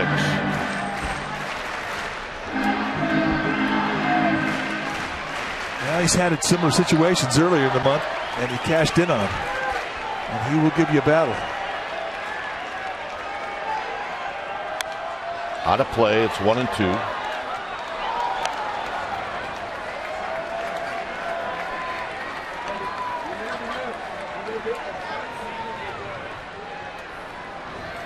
And now he'll have to do it a 2-strike count. But he can get short and he can get quick. And he can defend that strike zone. 1-2.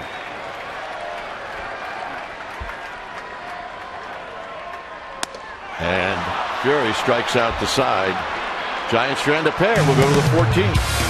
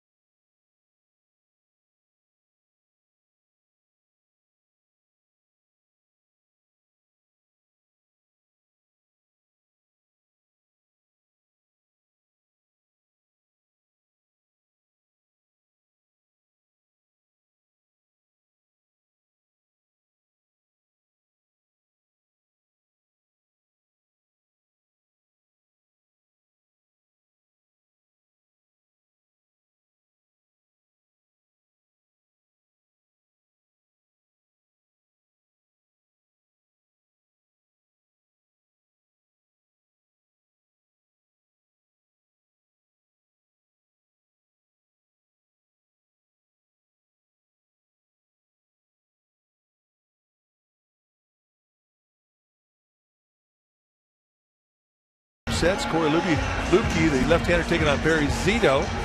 And that game will be seen here on Comcast Sportsnet Bay Area. Pre-game live at 6:30. So join us if you will. Good seats still available. Go to sfgiants.com and get out here. Phillips will lead things off.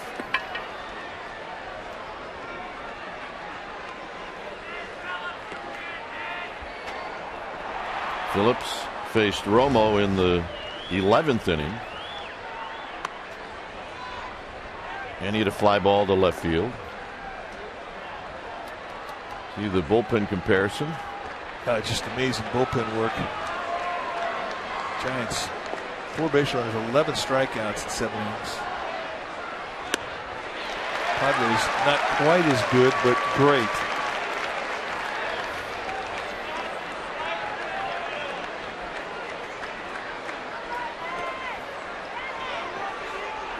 Venable on deck. And then Denorfia. 1-2.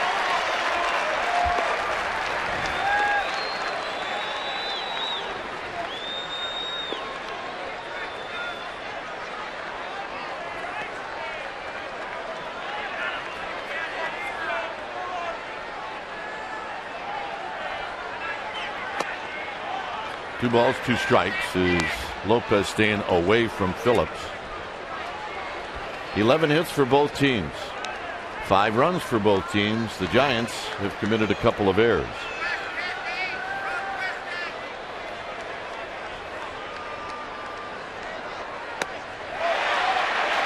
Got him. See ya.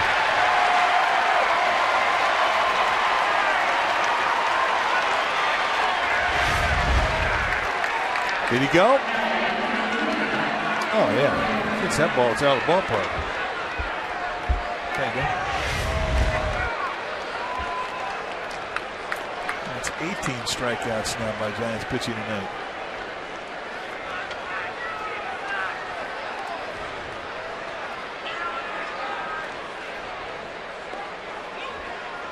Here's Venable. Venable looks at a strike. He's had 2 good at bats tonight since coming in. Yes, he has. One off of Wilson, one off of Romo.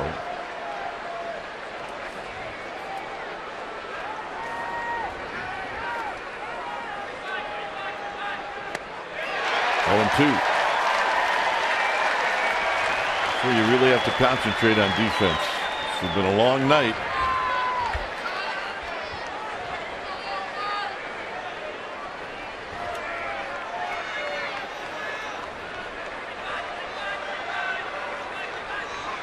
Got him. Right side will throw on to first. 2 down.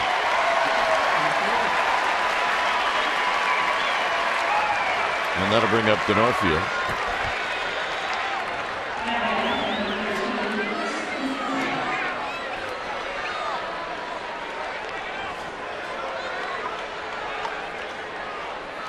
I do think, Mike, that they ran out of Ks. They did. They only have room for 18 up on the K wall, and now there's 19 strikeouts. They have no place to put the 19th strikeout. However, they're going to ad-lib. Denorfia takes in tight. 1 ball and no strikes. There you go. Hang a rubber chicken. That's what used to hang up there. That's true. Strike to Denorfia. Oh my goodness. Hey, they'll figure it out. Oh, they're hanging hats now.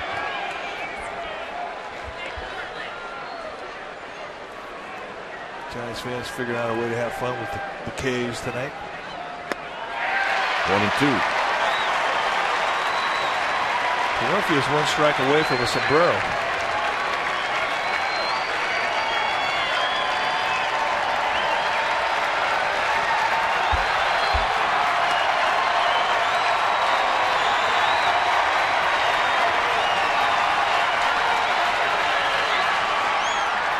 Two and 2 for the Giants. In the 14th, it'll be Nate Sher Holz to lead things off.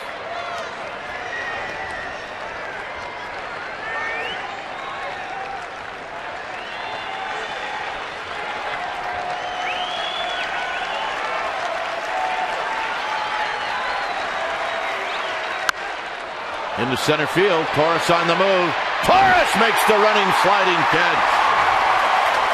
And that'll end the inning.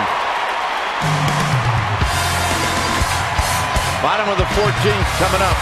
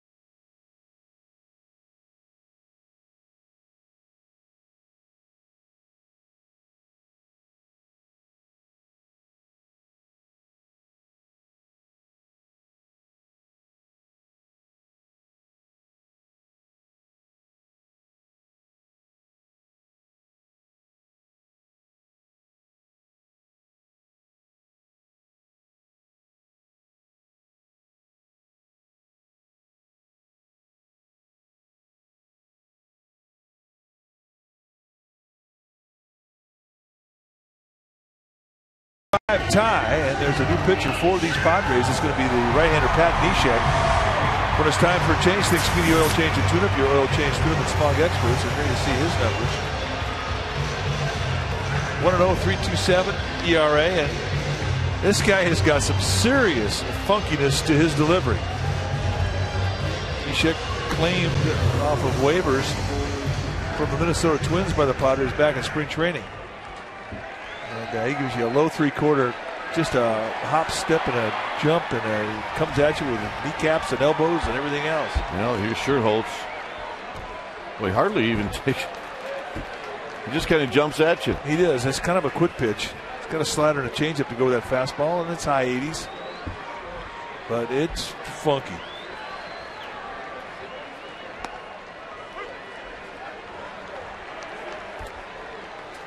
Sher Holz opened up the 12th with a double. Way out in front. It's now 1-2. That was at 69. That's the changeup, and you can see when you get that much body at you, you expect a little bit more with the velocity, especially after it's been established with the fastball at 85, 87. Out of play.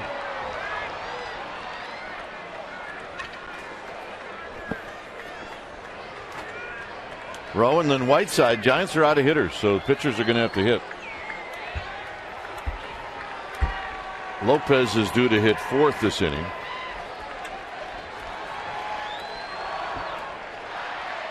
Sher Holz, high to right, but Venable is at the wall. It is out of here, and we are going home.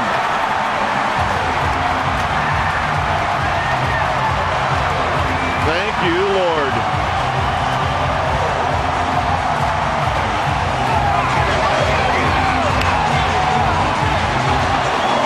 Giants with their 10th walk-off of the year.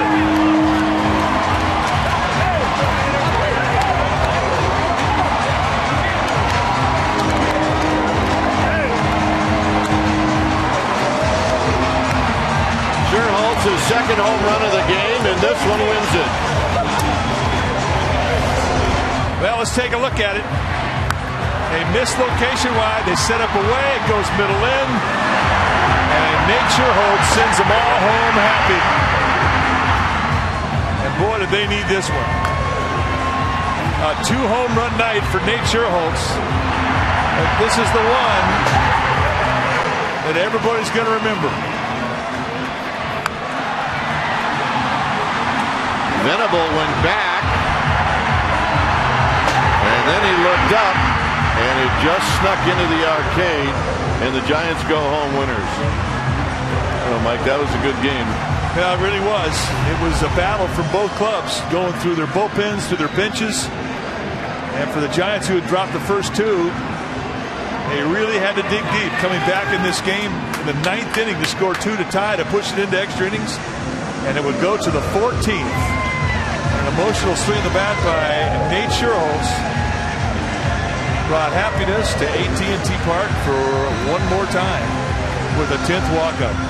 All right, let's check in with Amy G. All right, gentlemen. Well, that was amazing. I mean, this is a long game, a lot of baseball. And Nate, you kind of put the end to the torture for everyone. It marks your first career walk-off home run, your first 2-home run game. I mean, what's going through your head right now? It felt great. We really needed that win. It's a rough 2 first games, and I'm just happy that I could end it.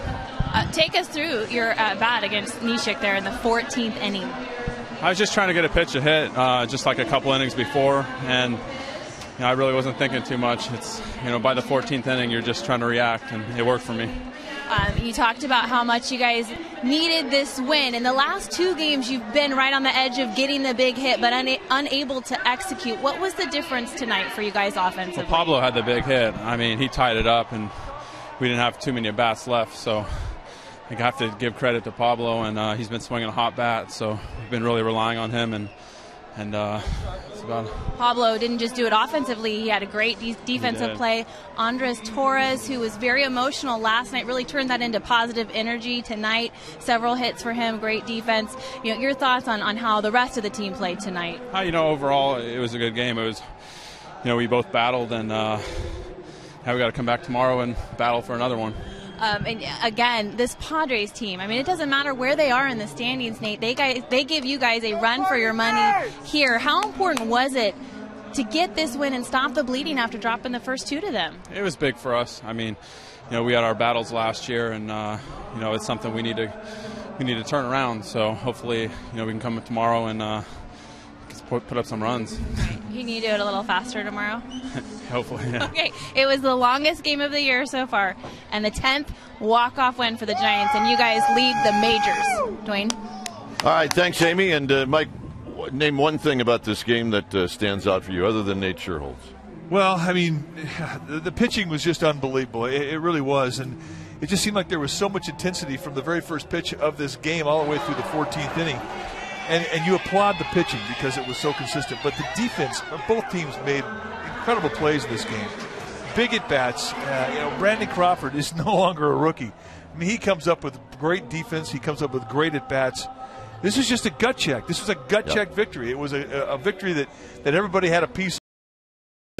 And I just think we need to put this in Buster Posey's win column. He was up here in the booth. He's good luck. The last 17 straight outs recorded by the Giants bullpen. The hit by Bartlett in the 9th, and then 17 straight after that. What a ball game. Giants win this one by a final of 6-5. Stay tuned for the post-game wrap-up in just a bit, and I'll also talk about the game with Murph and Mac tomorrow morning on KMBR 680. Esurance Giants post-game live with interviews, and the wrap is coming up. But first, let's go to the Sportsnet Central studio for this update.